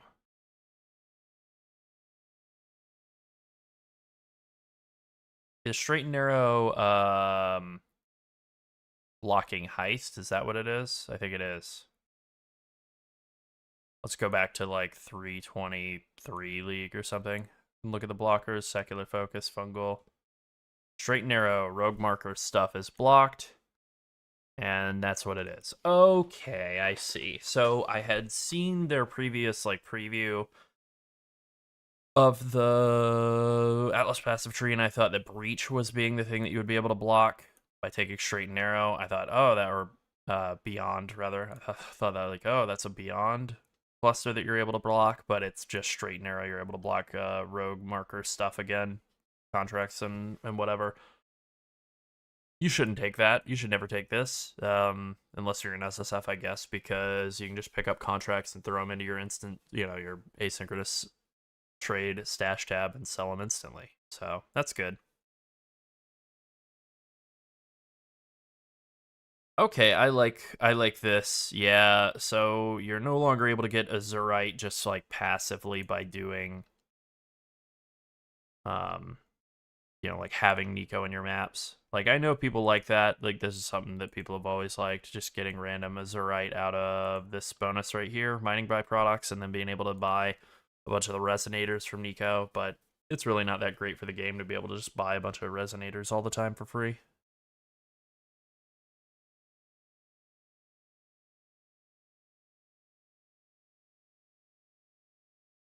Mounting modifiers and Chisel Perfection clusters now grant more rare magic monsters instead of explicit map mod effect. Okay, mounting modifiers is this one, and where's Chisel Perfection? It's not that one, it's this one. Okay, so they're cutting how much explicit map mod effect is that? 3, so 9 here and 6 here, so 15% map mod effect.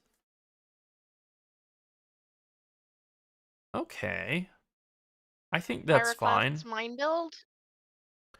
Oh, Pyroclast mine? Yeah, Pyroclast mine obliterates bosses. I don't know if we're gonna do a full, like, we'll probably put a video out on that. It, you know, just depends on what time looks like in the coming week. I don't know that we're gonna go like full, like whole hog on Pyroclast Saboteur or not. But Toxic Rain we're definitely gonna go all in on because we're feeling really good about that. Small passives in the invasive adversaries cluster now grant 1% map pack size. That's this. So previously, you got 9% map mod effect here, 9% here, and 6% here. So that's 24% map mod effect. It's now turning into 15% rare monsters, 15% magic monsters, and 3% pack size. 3% pack size is very funny. So I do think that this wheel is like trash now, even though this notable 10% more monster packs of tier 17 monsters is really good and super underrated. I think this might be like, this wheel might be cooked now to spend 4 points to get that. I don't know about it. Thank you very much for the follow, Blessed Bishop. All right, back we go to the patch notes, which I have on the right side instead of the left for some reason. 4 small passives on the interior of the Atlas passive tree grant 2% rarity instead of explicit modifier. It's probably these. So that is 2, 2, 2, 2. So 8. So what are we at? We're at 9 plus 9 plus 6 plus 8. 32 map mod effect. is instead converted to like rare monsters, magic monster pack size, and rarity. Small passives that granted 5% rarity of items in your maps and 1% quantity now grant 3 and 1. So that's these. So you go from 15 rarity and 3 quant to 9 rarity and 3 quant. It's fine. I still think they're good enough to take. If you're coming in here and doing essences or harvest or harbinger, they're definitely worth it. If you're not, maybe not. Maybe. Okay. Breach League uniques are no longer upgraded. Okay. Breach is no longer a reward outcome. Blessings now only upgrade Breach stones. I wonder if this is just a thing that's in there for like Standard League where people still have Breach stones and blessings, or if Breach stones are still going to exist. I think they don't, right? That sounds like what they said in the Q&A. All Flame member of Kulamak is unable to substitute Id the Fled and Keepers of the Flame Leagues. Okay, yeah. This is just there for Standard League then. Valdo Puzzle Box can't produce outcomes containing breaches and breach lords. Yeah, it's totally fine. Heists that could previously spawn breach reward rooms now spawn gold reward rooms, which drop a sizable amount of gold. There we go. That's a way to bring gold into the equation, is just turn everything that used to give breach into, you know, Scrooge McDuck's swimming pool. Ball breach will be unavailable. That makes sense. Of course it will be. That yeah, it doesn't really work anymore. Interesting. I can't think of any builds that like really need Vol Breach, but you know. Now no one will, I suppose. Rogues in the Rogue Harbor are max level. Charth and gems are available through Heist. Opening a Blight chest opens all the rest of the Blight chests nearby. The what are they called? Hordes from Abyss are gone. Okay, that's all pretty straightforward here. This change right here, characters have to do Highgate in order to open safe houses at Jun or enter safe house portals out of map devices specifically for, I can't remember who it was. Somebody in one of the races, like, finished a safe house, had everything done except for the interrogation or whatever. And then like logged into a level 1 character and jumped in and got like, 50 levels, 60 levels or whatever it is out of the XP of that. So that is the reason for killing that off. Very creative use of game mechanics, gotta give it up. You're now less likely to get high rarity div cards from chests and betrayal, transportation, safe houses with Gravicious. Yeah, it's a very smart move. Again, it's like smarter than me, gotta give it up. But yeah, I'd seen a lot of people on Reddit talking about getting, like really good. Yeah, I think it was in Scissorin's race. A lot of people talk about on Reddit getting a good div cards out of Betrayal Transportation. So that's probably dead now. Harvest Reforge that guarantees a certain mod type will now respect mods on items that restrict mod types, like cannot roll attack mods. Excellent. So that's a huge upgrade to metacrafting with Harvest. That's really good.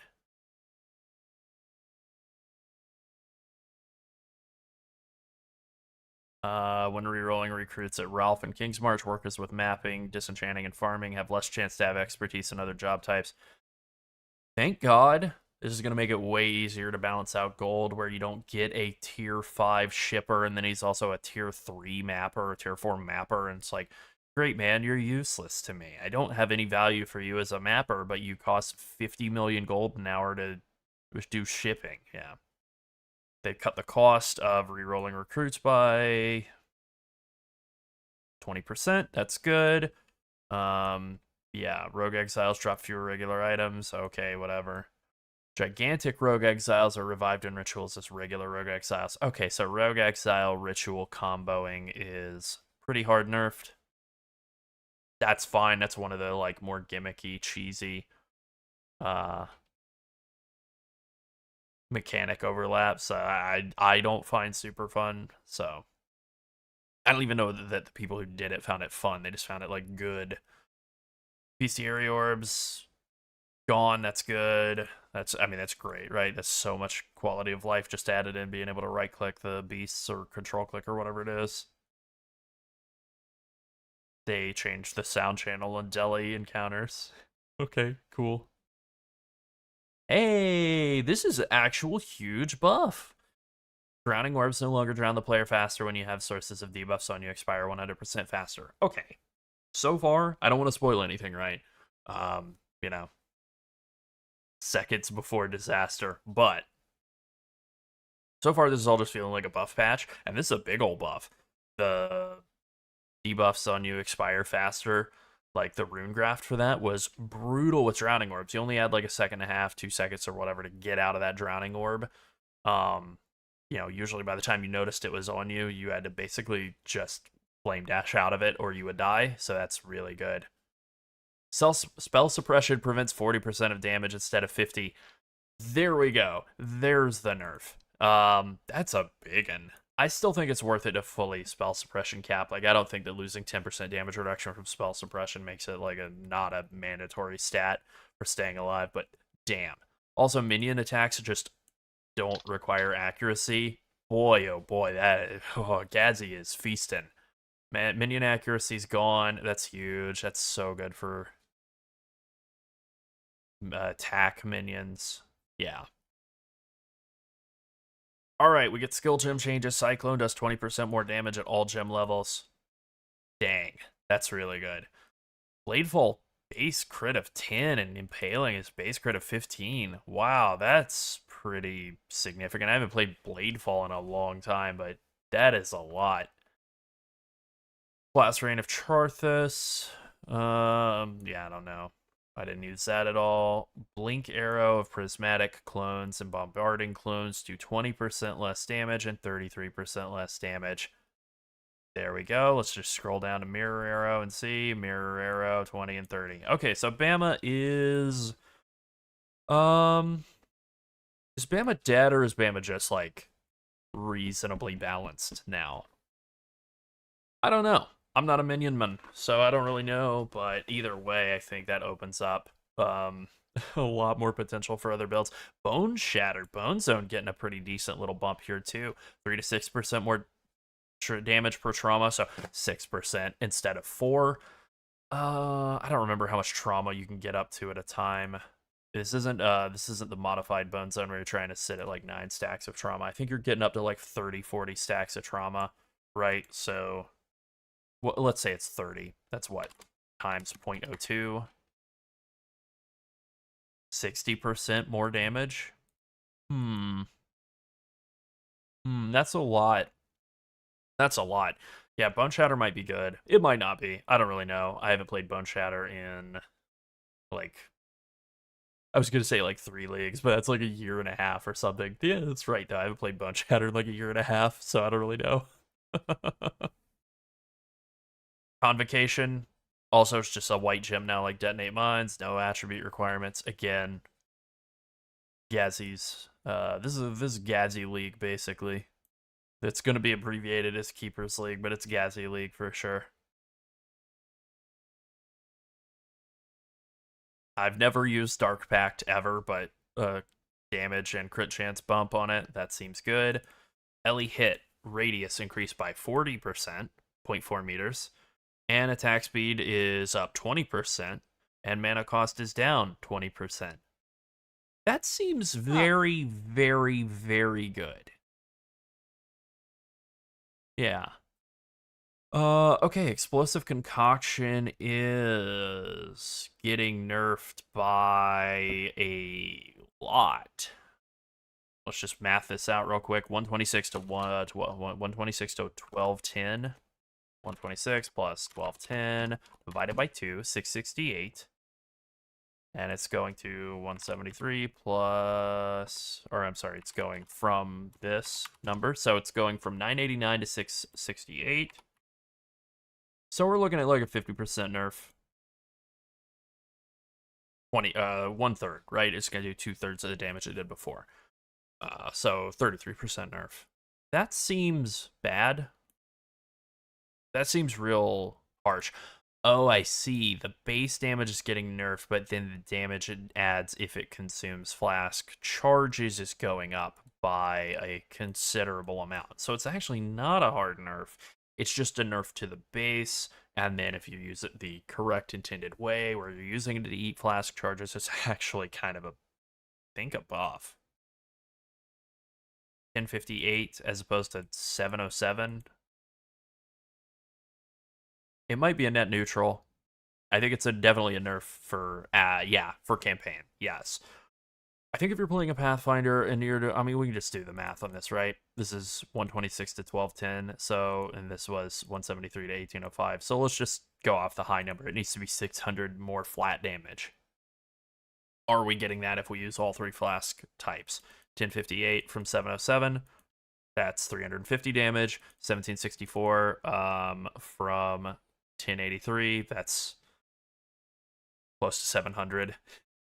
And then the dot multi doesn't really count the same, but what it is to 196% dot multi instead of 98. Okay, so it's a buff if you're using it correctly, and it's a nerf if you're not. But it definitely looks like, yes, Andy on YouTube saying that exactly right. Even if you're using shitty flasks, this is definitely a buff, and it's definitely a nerf if you're not using flasks at all. So it was, I mean, explosive concoction was too strong in the campaign. This is just a smart change. Yeah, it definitely makes it more Pathfinder oriented. And also the Pathfinder change to this horrifically bad node here. Master Distiller giving you 250 crit chance, and I don't remember, 25 or 30 LE res pin. And then the fizz damages, extra chaos being bumped up to 37%, who cares? But that's pretty good. Okay, explosive concoction of destruction, I don't know. Same type of deal, I'm guessing. Exsanguinate, 15% more base damage with alright, so just 15% more base fizz dot for Exsanguinate seems pretty good. I feel like Exsanguinate mines were already kind of popular last league, so that's good for them. I don't know that I've ever played Exsanguinate. I probably have. Like one time in the campaign. I think I played around with it and then wound up playing something else, but you know, maybe someday I'll get around to doing it. Definitely not this league start, but maybe at some point. Flames of Judgment from Adziri's Rule, the thing that nobody ever used, now is like way stronger. Don't think that matters. Hex Blast does 200% more damage, and still has a horrible cooldown, so nobody's going to use it. That's that. Peacock is getting a, what is this, like 20% flat base nerf in 73, 1073 divided by 806. 25% base damage nerf, something like that. And then the added damage is 16% of a flask recovery amount instead of 11. Again, I think it's the same thing where it's nerfed in the campaign and buffed in acts, or I mean buffed in mapping, buffed once you have life flasks, which I mean you just keep like 3-4 life flasks in the campaign, I suppose, and then play a Pathfinder and have life flasks all the time. It's okay, right? It's okay. This is interesting. This feels like, okay, so our other build that we're playing around with was Pyroclast Saboteur, taking huge advantage of this bonus right here, Demolition Specialist, the incredible flat damage that you get out of Pyroclast mines, and the tons of extra projectiles you get out of having a long chain of them. But now they have no aura that adds fire damage to hits against enemies near them at all. Okay, they instead apply an aura that inflicts fire exposure. Okay, and having multiple mines at a time doesn't cause the effect to be higher. So the downside of this is you lose a ton of damage. The upside is that you don't have to like throw a bunch of mines and then press the detonate button and not have automation going off. So it's like a usability increase, but then a horrible damage nerf. This adds 35% more damage, which sounds good, but I mean, you got so much flat added damage out of Pyroclast mine. Let's bump this all the way up to 20. What'd you get? Like up to even if we just eyeball the like middle range of that 964 to 1446 flat damage, you're looking at like 1200 flat damage on a skill that baseline does like 80% effectiveness of added damage and then a baseline of like 450 or 500 flat damage. So you're looking at like way over double the flat damage. So even though this is doing 35% more damage, it feels like a bad nerf. Feels like a bad nerf. And also it's an additional projectile for every 3 mines instead of every 4 is actually a pretty big upgrade. That means that what was it, at like 16 mines before you would get 4 projectiles. At 15 mines now you would get 5. At 18 mines before you would still get 4. Now you're getting 6. And 110% effectiveness of added damage instead of 80. Damn, man. This might actually wind up being just a straight increase for Pyroclast Mine. The one thing that I'm not sure about here, though, is that this right here, Demolition Specialist increased effective auras for mines, is way less useful now. You know, this is what, 15%?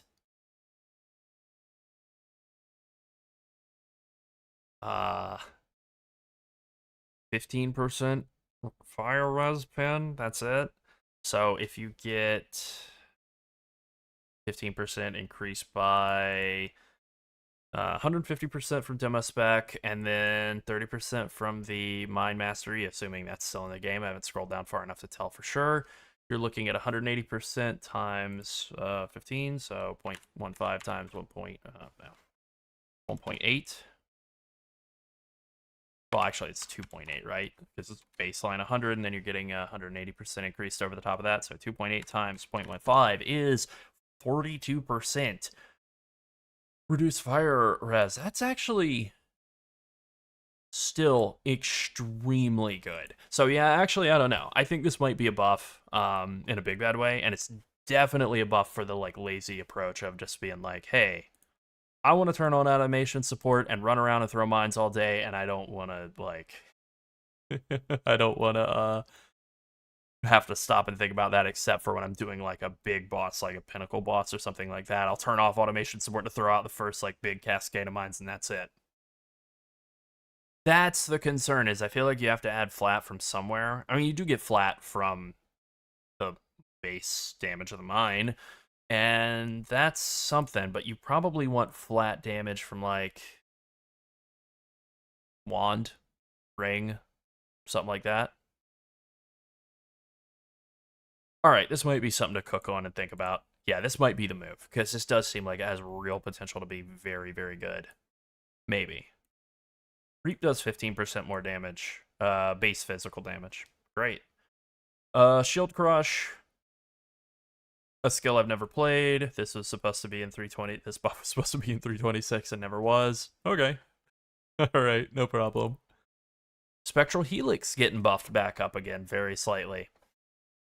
10% attack speed. Well, 120 instead of 110 is actually more like 8.5 or 9, but sure. 20% damage on projectiles that you've pierced with. I like Spectral Helix a lot. I don't think this makes it, like, super playable, but, you know, it's cool. Same with Spectral Throw, and, yeah.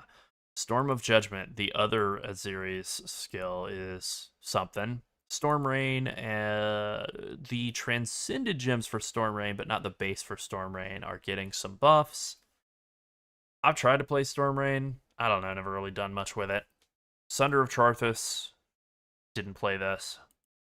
Winter Orb fires projectiles every 1.2 instead of every 1.6, and has 80% more projectile frequency while channeling instead of every 125. Or instead of 125 more projectile frequency. This is a buff, right? I haven't played Winter Orb since, I don't know, like 2017 or something. That feels good. Volatile Dead, 25% more damage. Cool. Nobody plays Volatile Dead, right? So maybe that'll change. Maybe that's going to be good now. Volatile Fissure of Snaking, no more area of effect.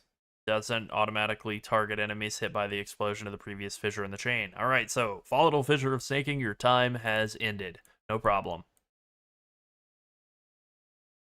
Voltaxic Burst. I've never used this. I've never even considered using this. This feels like a very much a Diablo 3 skill that they accidentally imported into Path of Exile. The idea of like a lightning skill that does chaos damage, and it's like, I feel like this is like a sorc skill that like you press a button and then it explodes later. Yeah, you're exactly right. You're exactly right, Andy. Like Storm Rain as like a Mana Forged Arrows thing that you link in and then it goes off later, or auto fires while you're playing Ellie Hit of the Spectrum or Lightning Arrow or maybe Tornado Shot. That was the idea. All I really know of Storm Rain is watching Mathel try to play it as a main skill and being like, yeah, it's kind of killing my bit rate. I don't know if you can see it. Like, nope, this looks it literally looks bad. I can't really see what's happening with it because it wasn't like visually rendering out right. No problem, Iron Ghost. Thanks for hanging out with us. Yeah, we don't want to keep you up, prevent you from sleeping. Your mic is muted, Sunset. Oh, I didn't realize. Thank you for hanging out. We appreciate you. Well, I was in the kitchen. Yeah. Stirring up some chicken. No I problem. don't want to blast everyone with headset noise. True. Now unable to explode from frostbolts that it will explode with from other casts of Vortex of Projection. That feels like a big ol' nerf for the Vortex Frostbolt combo, which honestly, with how insanely strong that build combo was a couple leagues ago, they could they could just like bury that thing and then dig it up and bury it again. That's fine. I liked it, but I'm glad to not have to play it anymore. Anytime a build is like insanely oppressively strong, it's okay if they kill it and then like dig up its corpse and like ritually profane it and then rebury it. That's fine. Ball Cyclone getting buffed as well. So yes, Cyclone is looking like nice. Just regular Cyclone. I love it. Awaken Hex Touch support. This feels like a nothing change for most purposes, but could be like huge for... I'm guessing Hex Touch is also nerfed. Yeah, this is for... Okay, they did it. This is on the bingo board. What is it? Boiling Whisper nerfed. Bladefall of Charthus. Did that actually get nerfed? I know I skipped over. Bladefall of Charthus. Damage increased. Oh, that didn't get nerfed. Didn't really get changed. But this got nerfed. The support for Hex Touch and that. Yeah, Cyclone keeps getting buffed a bunch. Yeah, it's the whirlwind of PoE. It's a really fun skill when it works, but it does need to do a lot of damage in order for it to be good because it's so basic. Energy Leech support no longer grants more damage while leeching ES. That is interesting. Now grants more damage when you're on full ES. Yeah, that's better. That's better. That's way better. Corrupting Cry, less damage. Okay. Rupture support, that thing that nobody ever used. It now does 33% more damage. It might be good. Probably not. Spellslinger support is 20% less damage with hits instead of 31. I mean, that's pretty good. That's a pretty big bump to Spellslinger. So yeah, that could be something. Sadism also got a bump. You don't really see a lot of people playing builds like direct damage and damage over time. But like, if you wanted to, Rupture and Sadism both got a bump for that, so I guess that's an option. Okay, let's get into Ascendancy changes. This is some of the more interesting stuff, maybe, although it seems pretty light. Oh yeah, Assassin Poison Spark with Spellslinger. Interesting. Damn, man, that's really esoteric, and it also literally has no built-in defense, so you're gonna have to spend a lot compensating for that, but that sounds pretty nice. Exsanguinate and Reap both getting big buffs is like, it's an archetype I should have played because I love damage over time so much. It's kind of wild that I've never really given it a real fair shot. I've definitely tried it in the campaign a few times and been like, it's not Toxic Rain. And then just like, yeah, I guess gotten bored with the character and logged off forever, but like, yeah, I think that's really something. Okay, Chieftain Namahu, Flames Advance, now gives all the jewels and small and notable passives in a large radius grant 4 strength instead of 3. That's... Which buff is that? Is that... This one? Yeah, this bad one right here.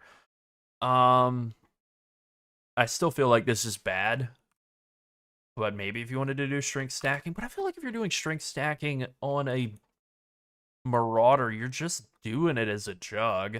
You're doing it as a jug. You're using Undeniable to have like 15,000% attack speed or whatever. So I don't feel like that's happening.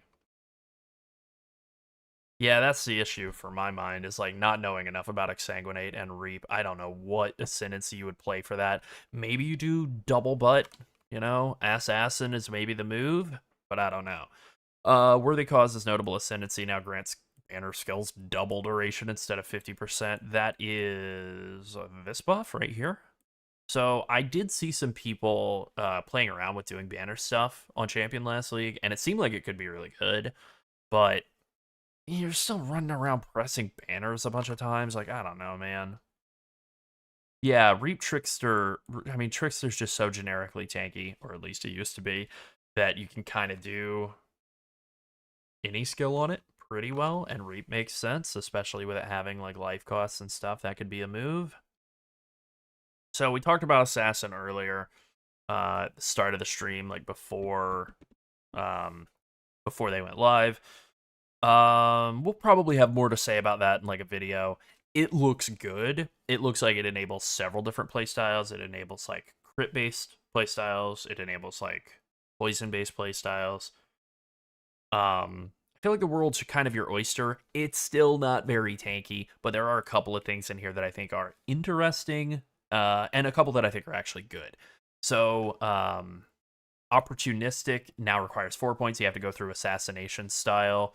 It gives 35% less damage taken when you're near 2 rare or unique enemies, instead of 20% reduced, which is pretty good. And then it's still like, what is it, 25% more damage dealt when you're in single target, which usually when you're fighting a boss, you know, on just one boss, you don't really need damage reduction that much. You're just trying not to get hit in the first place. So I think this is a pretty good node now, and it makes you very tanky for Uber Elder, which is whatever. It's still a very not tanky Ascendancy, and there was a thing in here for Mistwalker where it now gives 100% increased elusive effect instead of 50. That's pretty interesting. Yeah, it is less damage taken rather than reduced. So that's interesting. There was one thing I wanted to point out in this section, their little like keepers page, and that was here, the Oshabi tree with the 20% increased elusive effect, and elusive has 50% chance to be removed at 100% effect, 50% increased stealth while elusive, who cares? But if you go full elusive maxing, where you're taking the claw stuff, the claw mastery for like skills with Nightblade have 40% increased of elusive, so you'd be playing like a claw build. You're taking this wheel from the shadows with the elusive effect, and then also taking the mastery for the crit multi for, you know, skills that are supported by Nightblade. You're doing all that. You're doing all the elusive maxing. You can get, I think, close to 300% or maybe more now with that buff to Assassin. You can get like in the 300% elusive range, which 300% elusive is 90% move speed and 45% chance to not be hit. The issue with elusive is just it has to decay all the way down to 0 in order to refresh it. So if it drops off half of the time, but still, if it drops off at 100%, you're able to bounce between 100, which would be 30% move speed and 15% chance to be hit, and then triple that.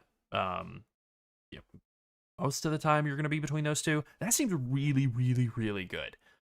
There was this other one, the Wild Bear, that seemed like it could be really good for Pathfinder. 20 max rage, so you get 50 max rage. You lose all rage on reaching max rage and gain adrenaline for 1 second per 10 rage loss that way, so 5 seconds.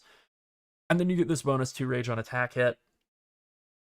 Pretty interesting. I do think this could be really usable on Toxic Rain because it is just straight up more attack damage. More attack damage does translate into the damage from the Toxic Rain pods.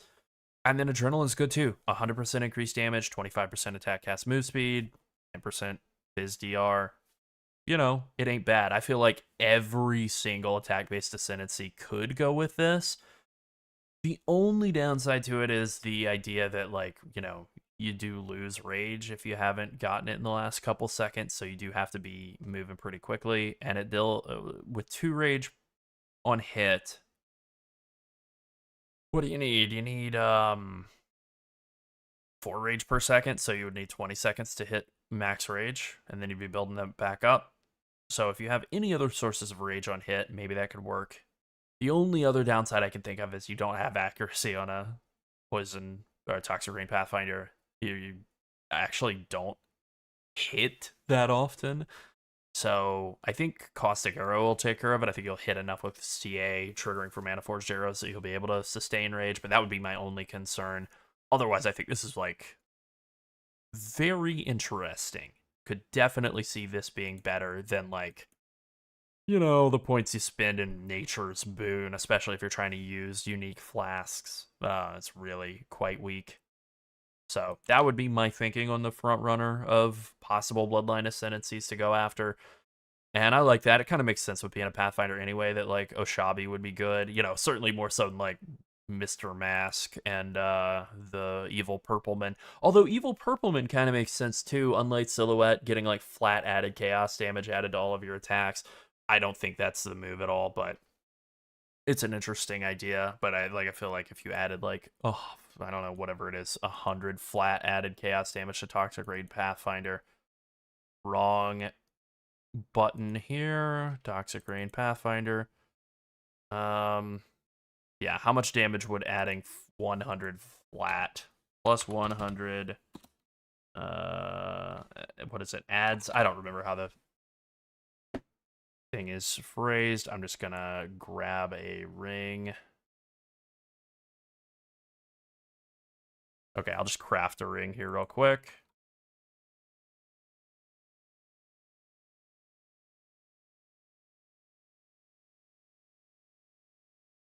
Create.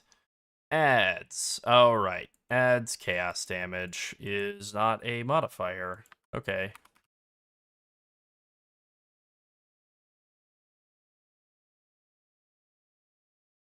Yeah, this would add, like, literally no damage at all. Okay, cool. That's pretty much what I thought, but, you know.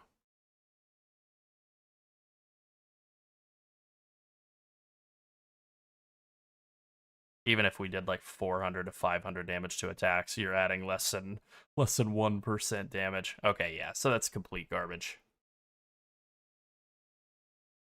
It's like sometimes you know these things, but you just want to confirm with absolute certainty.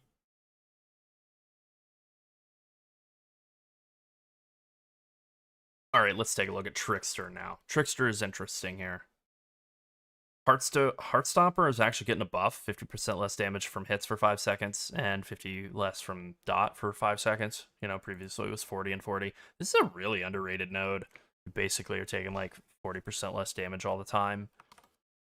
I like this a lot, but, you know, on the other hand, it doesn't have the synergy that the other stuff does. So 20% reduced attack and cast speed while leeching energy shield, or losing that bonus from Soul Drinkers, like, pretty big offensive nerf for them for any of the builds that really take advantage of, you know, Lightning Strike with Ephemeral Edge. Spellbreaker no longer has 20% chance to suppress spell damage, now has 15% of prevent 15% of suppressed damage. Wow, okay. That definitely makes it harder to gear a Trickster without actually, like, breaking Escape Artists. They're, like, big awesome bonus. Hey, there we go. One step ahead, got a big nerf. Wow, it doesn't actually give you action speed at all. Good lord, that is a big fat nerf. So you're not, like, slowable below 90%, but you aren't just rocking with 108 all the time. Ugh, that's gonna make Trickster feel bad in the campaign now. Like, I think even if I wanted to play Trickster, it wouldn't be, like, my first character. It would definitely be, like, I mean, obviously, Assassin's going to be the new hotness, but, like, Sabo for my mind would be the new thing. You go Sabo, you go Pyroclast Mine, you play that. And then if you wanted to switch into a Trickster later on with like high budget, then you do it then. But like, what are you getting in the campaign out of being a Trickster? You're not freezable, you're not slowable that hard. You get slightly more evasion and energy shield with your no gear. You get 2% more damage for each mastery, and you have no masteries. Like, this is a really awful ascendancy in the like front half of the campaign now. Sabo, 40% cooldown recovery instead of 30. I'm surprised that there weren't more buffs to Sabo, because Shadow is actually not a very popular class. Like, over the last couple of, especially last league, it's really not that popular. It's just that Trickster was way dominant over the other two ascendancies. The bottom two ascendancies in the game, or I think the bottom three were in order: Assassin, Double Butt, then Sabo, and then Scion.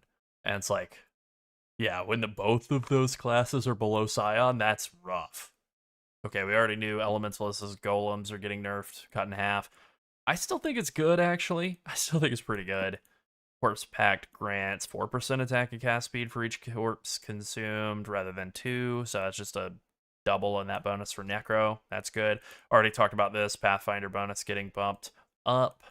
Huge crit chance bump out of Diamond Flask from Master Distiller. Good size bump from Bismuth as well. I don't think that this node gets used. I think if they tripled it, I still think it would be bad, but it's definitely not good. Warden. Didn't expect this to happen. Actually, wait. Hold on. Warden buff. Technically, it's in there. And so is Trickster Defense nerf, which definitely happened. So I got like 3 out of the top 5 row. That's not bad.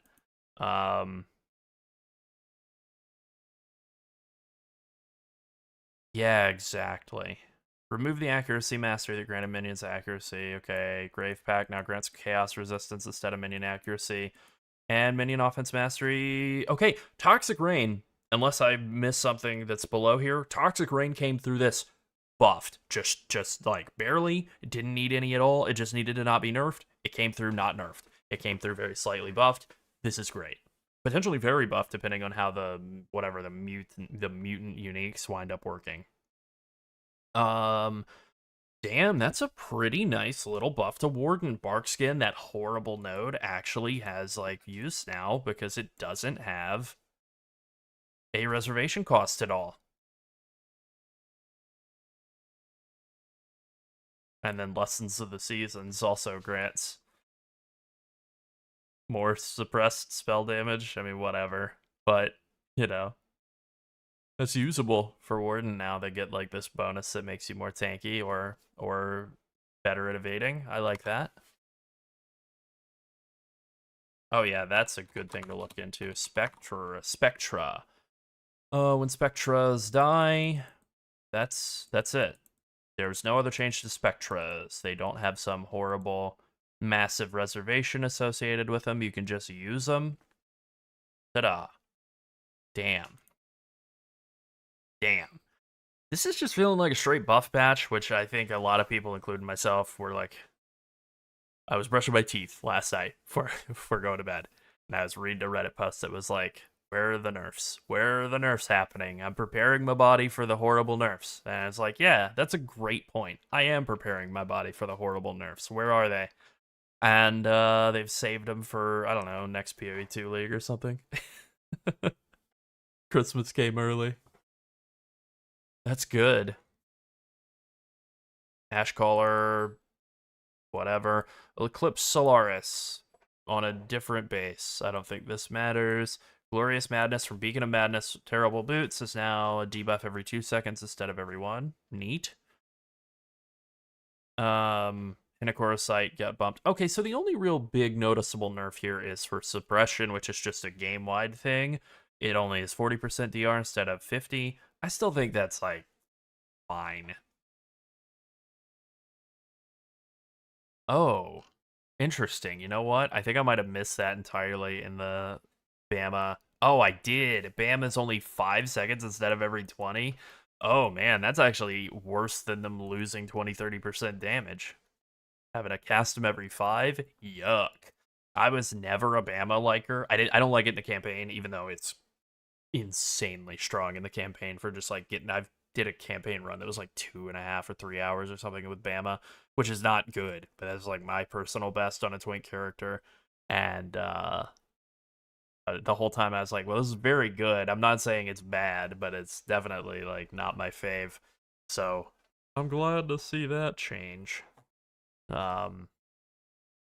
Bring it back into the like realm of reasonable amount of balance. Interesting. Huh. Nebulous works with fire res now too, but it does less damage. But it gives a really crappy implicit mod thing where it buffs the synth mods that are on it. I feel like that's still bad. Yeah, pretty much. Okay, so this is just like a bunch, mostly just like wands going on to different bases, and I don't really know anything about wands. Yep, seems like it. It's pretty much just wand time. Okay, no problem. Hey, there we go. All right, Wand of the Prophet. No actual functional change, just a tooltip change. Great. That flask is so awesome. So much fun. So I'm glad to have that. Oh yeah, 100% Panic Station. We are definitely doing Toxic Rain Pathfinder League start once again. However, with the Pyroclast Mine Saboteur possibility, we may be doing a guide on that as well. It really is just a matter of like time, you know. But I think that looks pretty good. Hey, called it. Whispers of Infinity. Snuck it in right at the end. Whispers of Infinity was down here, bottom left. Coiling Whisper did not get nerfed. Bladefall of Charthus actually got buffed, but not for this interaction at all. However, the hex duration overlap with them got nerfed. So the functionality of those is down. Whispers of Infinity got its energy shield nerfed from 400 down to 100, which is like a pretty minor nerf, all things considered. I feel like Toxic Rain is just better now than it was, before the patch notes. So that's good. All right, let's take a look at some of these other things. Did we get some Runegraft nerfs in here? Runegraft of Recompense. Don't remember what that was. Oh, right. The cheesy one for regenerating infinite mana. Yeah. Instead it just grants 1 projectile, 1 chain, and fork. Okay. Well, anyway. So what they've done is they've basically nerfed baseline suppress and then taken all of the mods in the game that have suppression or uniques or whatever that have increased amount of damage suppressed and increased that. So getting amount of damage suppressed throughout the game everywhere basically except for like this bonus Inveterate or the suppression mastery is better now than it was. Like a lot better now. You still want to stack suppression, though, ultimately. I don't think I'm going to go out of my way to get it. You can no longer attain rings and delve that have first skills have increased skill effect duration modifier. Yeah, they're killing. They're killing Coiled Whisper. They might as well just delete it. That's okay. We got to play, what was it? Penance Brand of Dissipation Elementalist before it got nerfed. I think we even sold it on that. Play this build before it gets nerfed. Mission accomplished. Carved wand, engraved, and imbued wand can no longer be attained. Okay, that's fine. Accumulator, Assembler, and Congregator wand have a basic crit of 8.5 instead of 9. Calling, Convening, and Convoking have a base of 8 instead of 8.3. Coiled, Crystal, Goat, Opal, blah, blah, blah have 8. Where is Prophecy? 8.7 instead of 10, and 1.5 attacks per second instead of 1.4. 8.7 is still the highest, so you're still going to want to run a Prophecy wand, but that does mean the Pyroclast Saboteur that we had before, where the goal was to use Sandstorm Visage and a big fat juicy Prophecy wand, is going to drop from 14 to 12 or something crit chance, 11.5. Yeah. Oh, thanks for hanging out with us, Christopher. Have a good one. Okay.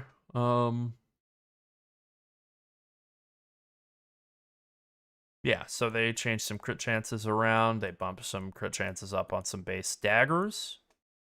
So that can be useful for Assassin, but mostly they bumped crit chances down on some wands. So even though they're adding in that modifier for Assassin, that's not in this section, is it? No. Then they're nerfing base crit chance on a lot of wands. So it's like, all right, well, not the end of the world.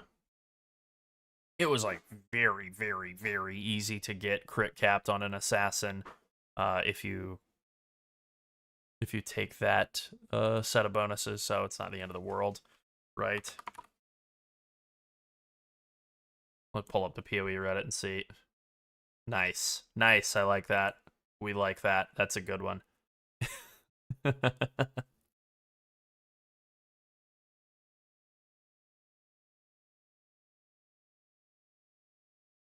We're just gonna be going through and just liking all of the different Foulborn unique shit posts throughout the coming week, that's for sure. Where is the assassin? It's been buried now. Hey, there we go. Alright. So by taking Unstable Infusion and doing like power charge stacking, you're gonna have what, like 8 power charges pretty reasonably. And then you would do like Mystical Infusion. 8 power charges is 400% increased crit chance, just on their own. And then if you use Assassin's Mark, that's like 1.5% flat crit chance. Not to mention the, let's say, 11% crit chance that you're getting out of using like a Prophecy Wand and Mystical Infusion. That's 11 base, so like 12.5. So what do you need to be crit capped? Fully crit capped on a 11.5%, or let's say 12.5, right? So 100 divided by 12.5, 800% increased crit. So 400 of that is already covered by your power charges. So you only need 400% more increased crit chance. And I think that's reasonably attainable. Yeah. Yeah, that does mean that one time, like, all of the specters from Ritual are like one-time buys now, which means I think for the most part that's good for Spectre users and Spectre purchasers and bad for Spectre sellers, but there is some value in the idea that like more people will be willing to use Spectres, so you might be able to sell more of them early on. I think there's going to be a value in doing Ritual early, getting those Spectres and getting them sold to people who are going to want to use them, and then I think they're going to fall off super duper hard. All right. Let's see, what else have we got here? Pretty close to done. Ruthless changes, don't care about that. Monster changes, refactored how monsters with physical damage convert to elemental. Scale, in general, these monsters will have far less effect on high-level monsters, or these modifiers will have far less effect on high-level monsters that converted most of all of their physical damage to a specific element. I think this is just a nerf to danger for all builds. I think this is good. At first, I was thinking maybe this means that monsters will on average do more physical damage, but I think it's specifically the physical damage gained extra element means less damage to players. I think that's good. Specifically out of like tier 17, tier 16.5 monsters that are super juiced, I think you're going to be a little bit less rippy, because those damage as extra mods were way out of line with some of the other map mods that exist. Adjusted the boss fights to be less tanky but more dangerous. Good. I never died once in those boss fights, just like all of the boss fights from Settlers League that never killed me ever. The only time they've ever killed me is when they disconnected me and I lost all my guys. And then I was definitely dead. Monster volatile cores no longer scale with attack and cast speed. The ability for some sources of cores to ignore block evasion and spell suppression has been removed. Volatile cores from tier 17 map mods have been reduced.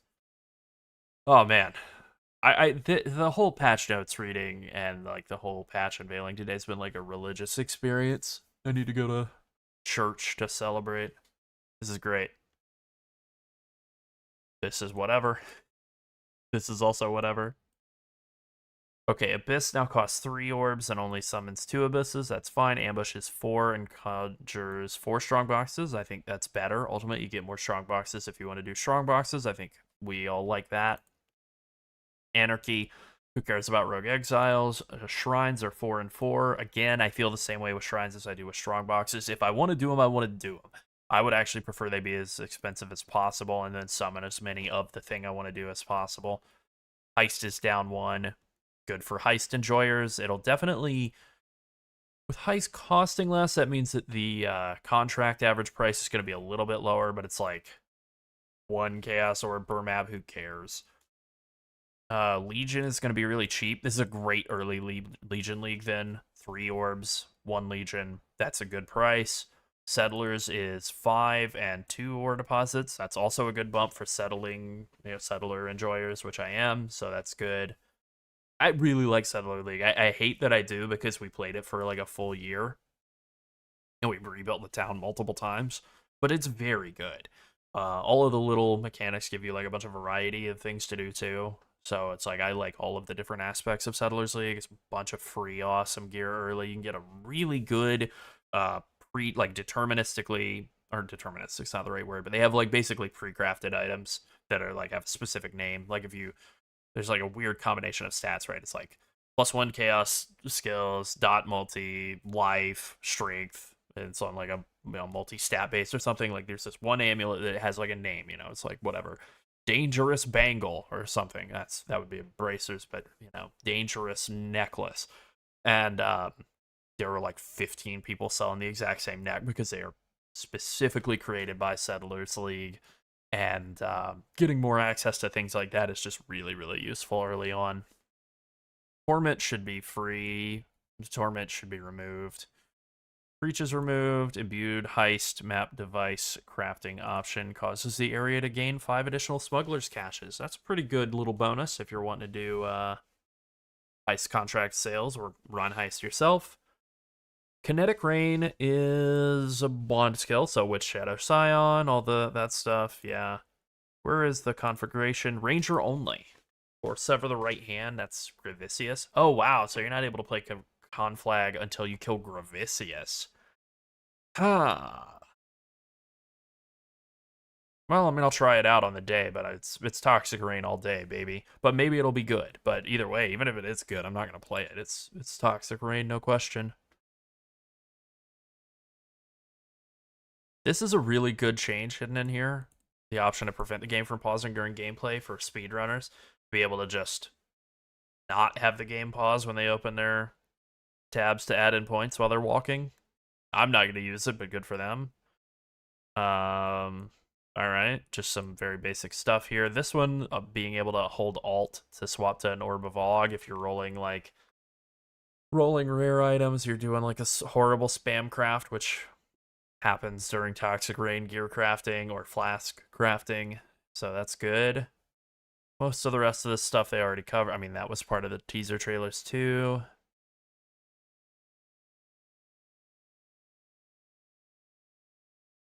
Let's see. Change to a slider for cursor size UI. Great, I can set it all the way to the maximum, as I often do.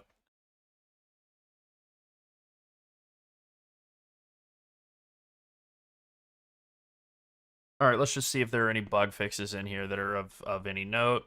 Lightning resistance synthesis implicit modifiers can still roll. Okay, whatever.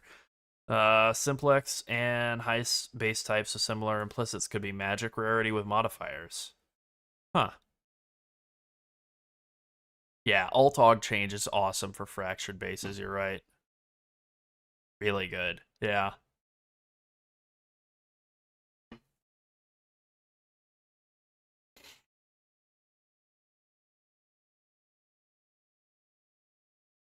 Wave of Conviction of Charthus double hitting? That's funny. Double hitting in the wrong way. What a weird bug to have to like figure out that. Yeah, rolling fractured items with alts is so brutal. So that's actually really good. I don't see anything in here that seems super great. Energy from within was granting golems max ES instead of life. Okay. Elite damage with hits is lucky while you're shocked. from Fulcrum was just working all the time. Awesome. What a weird item Fulcrum is, like self-ignite. Yeah.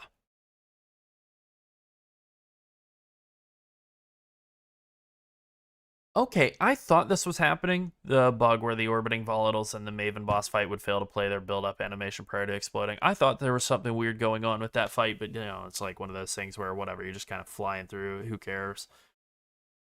But yeah, alright. Fixed a bug where the incarnation of Dread Boss could be prevented from starting the res phase. Thankfully, I never had this happen, but that seems pretty bad. Fixed a bug in the Cold River map. Cold River is out of the current, spate of maps, so that's fine. Good, even. I hate that map. I really don't like Solaris Lunaris boss fight, and I'm always happy to not have to do anything with them. Fixed a bug where expensive settler costs could be unreadable during recruitment. Yeah, I did have that happen a few times. I'm happy to have that not happen. Fixed a bug where gold cost for refunding ascendancy passive skills was not visible. Sure, that's good to change.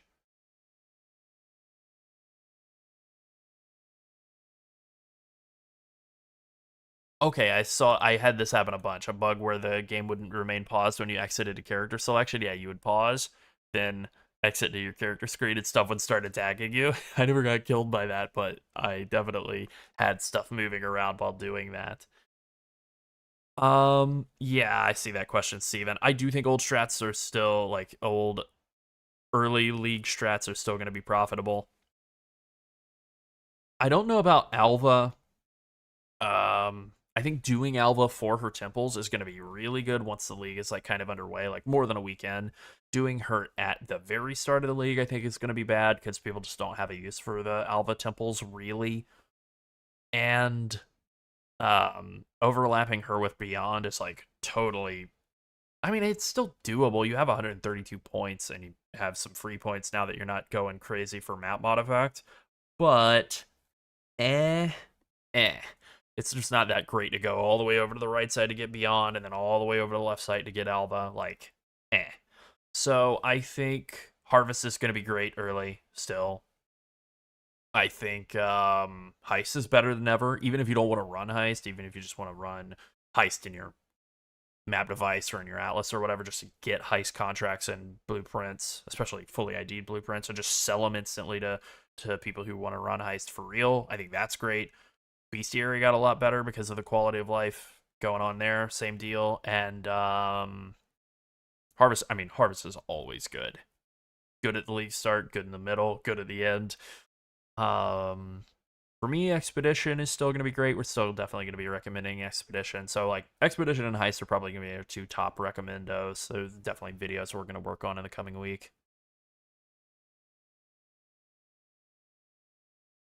Yeah, exactly. Early Heist is always so terrible because job speed is so incredibly slow. And now that everybody's max level and they're just like, hi, I'm Karsten. I'm going to start picking a lock. And now I've finished picking the lock. Like, that's going to be so much better. I don't think there's anything else here. Guild hideouts, user interface, searches. Templar's right hand would break disturbingly when using a two-handed sword. I don't know that I've ever noticed that, but good that that's fixed. I did notice this when the Void Emperor summoned Skitterbots wasn't applying to the new Scorching Skitterbot from the Archon's Tools. Is that what it's called? Archon's Tools. Yeah, so that's good that they fixed that. Rule Charthan, Executioner, back attachment, microtransaction. Chess pieces from the Chronomancer supporter pack. Yep. Okay, that's pretty much that. That is a great set of patch notes. Also, not that long. Not disparaging their work. They obviously did a great job with the patch. I'm extremely happy with it. Building up to something here. Let's just see what the word count is on this.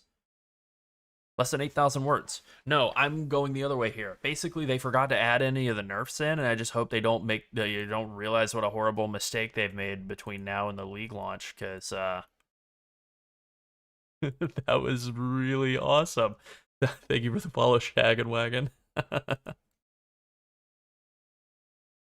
I would love a baseline Stormbrand buff. I would have loved a baseline Toxic Rain buff for that matter. But hey, I'm gonna be all right.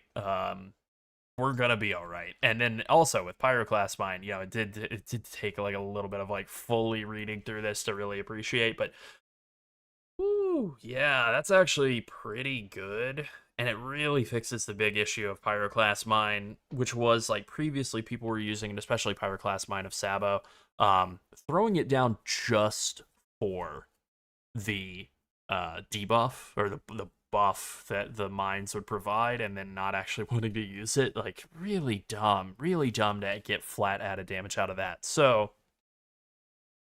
this is way better. This is so clearly way better than it was mechanically. And then, you know, we'll see. We'll do some time like spend some time trying to figure out like whether this is good or not. But I do feel like Pyroclast Mine Sabo is really good and fun. Even before the changes, and then it's clearly better after the changes. So that's great. That's really, really great, actually.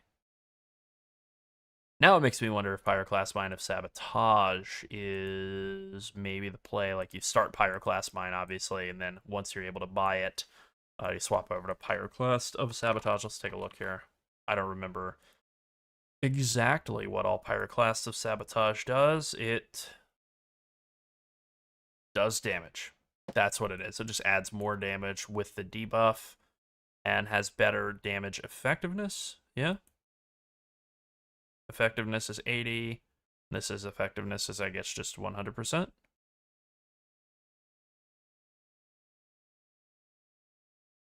Does it have a lower base? That's what it is. Has a much lower base. Interesting. So I guess this probably has a base of 100% effectiveness of added damage, and then the fire exposure aura is minus 25. So if you're getting 180% increased effect, that would be 2.8 times 0.25. So you get 70%. Holy God. 70% reduced resistance on enemies if you're using Pyroclast Mine of Sabotage, as opposed to regular Pyroclast Mine where you're getting 2.8 times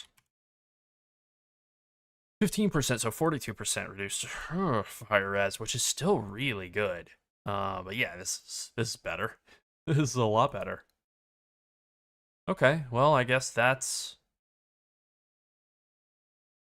pretty much the move then. All right, that sounds pretty good.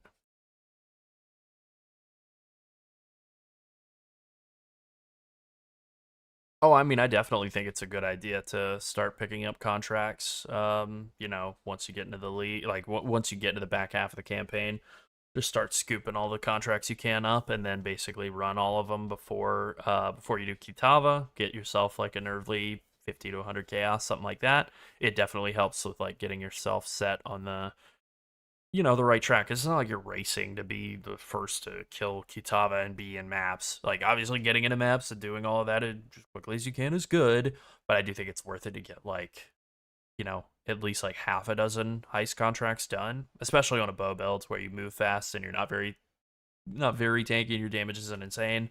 You know, it's good. Hey, Loud Dispute. Welcome to the world of the living. I'll spoil it for you by saying it's a great announcement, and the patch notes are great. There's almost no nerfs in them. Almost.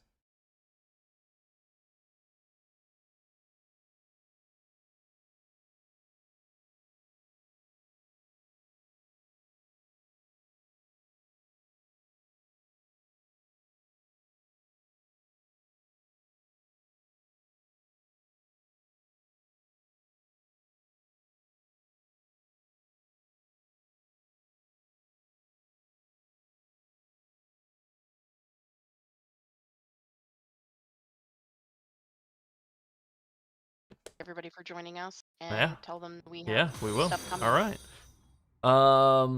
Hey, thank you very much for the follow, Halfdan.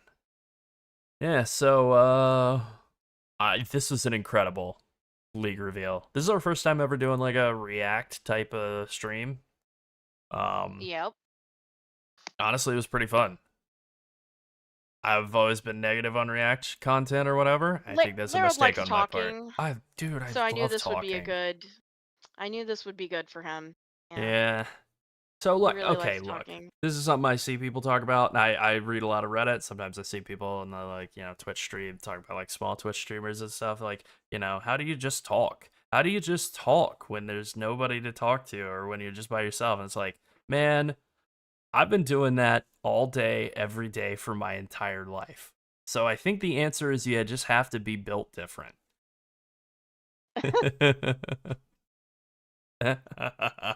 I mean, that's kind of true. I mean, I Yeah. think what your hang up was when you were thinking of React content, you were thinking like people just making crazy faces at the Oh, screen, but not having 100%. anything to add to the conversation, not being like, "Oh, this Whoa. will affect this or this will YouTube affect React that." thumbnail face. We I always never wanted mean, to have like YouTube thumbnail face in our YouTube thumbnails. Instead, we have my very badly yeah. made YouTube thumbnails, which I prefer to YouTube thumbnail face. Maybe that's me.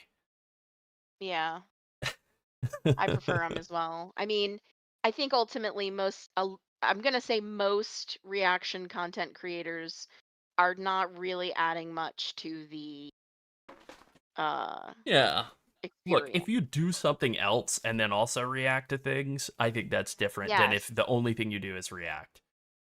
If Yeah. your only thing is to I think if react and you're go, explaining a "Wow, that's situation crazy." or whatever, it's different. If you're adding more context to the situation, yeah. Yeah. Yeah. Yeah. Um Which you are. yeah, exactly. We're adding the Toxic Rain Pathfinder mindset and maybe a little Pyroclast Saboteur mindset too for that matter. I would say there's absolutely nothing that Toxic Rain can't do. It's actually kind of one of the big like appeal selling points of the build is Yeah. it does everything. The main thing it does is go fast. But it does Yep, everything. gotta go fast.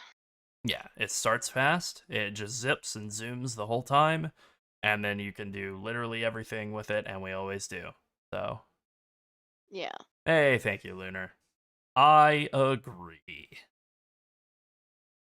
Damn, man. I cannot believe they put out a league this good with this much in it in a month or 2 months, right? 2 months from putting out the last PoE 2 league, which also was like I quite would a be impressed if success. they did it in 6 months, Yeah. 7 months, Yeah. honestly. Like it just is. There's so much that goes into everything, but they've been doing this for a long time. This They has got a been good basically team. yeah, they have a good team. They have lots of people who are passionate about the game. They actually play their game. Like there's just so much that they do that so many gaming studios don't. They have Exactly. people who are still enjoying their game and that's why they're still making it. Yeah, people all the Um, way at the top. J-Dog yeah, and Mark both play the hell out yeah, of this game. And it's like I'm not saying one way or another about Jonathan's ability at the game. I'm sure he's good, but we know that Mark is like if Mark didn't want to work there, he could just be like a high-level player and streamer. He was an extremely skilled player in his time before he worked there. And so like they have people who are not just like passionate about the game and like it in like a casual way, but who are like good at the game at the helm as well. That's huge. You can see it from some of yeah, Mark's smirks when they are talking about things in some of the Q and A's. yeah. You know, Genuinely having a good time. yeah, having a good time. It possesses a high level of expertise about the game that he is part Yeah, of the team that helps create. yeah, It's an impressive thing. it is. Thank you to everyone who is has just joined us today. We appreciate you. To all of our Oh yeah, regulars, we love you. yeah, we do. We have some guides to write, so I think Yeah, we we need to really do do. that. Yeah, I would say just to answer that one question from Kroll, when you're mapping before you have Mana Forged arrows working for you, when you're just kind of zipping around and mapping, you're basically throwing Caustic Arrow out to clear stuff, and then Toxic Rain for anything that lasts for more than like one Caustic Arrow. You can throw a couple of those into it, and then you just keep moving. That's kind of the general play style. Yeah. Yeah. But yeah, thank you to everybody who tuned in and hung out. And we'll see you again soon. Oh Probably not yeah. tomorrow during the day. We've got plans with family. Yeah, we do. But maybe but probably this weekend. Yeah, it is. Yeah, that's right. Yeah. And yeah, we Got got plans some with writing to family. We do got some tonight, and writing and oh, video production if stuff to do too. yeah, since a lot of people weren't here for that announcement, I just want to reiterate the fact that we are now working with PoE Vault, and we are potentially going to work with another website soon. We're still waiting to hear some details on that. But we do already have our recent guide up on PoE Vault, so go ahead and take a look at it. Our Yep, Poison I just pulled Pathfinder it up. Poison Pathfinder build is up from there, PoE so 2. you can read what we had to say. It's a lot less information than is in the videos, so it's a little bit easier to digest. And use both. Watch our video, read our guide. Yeah, absolutely.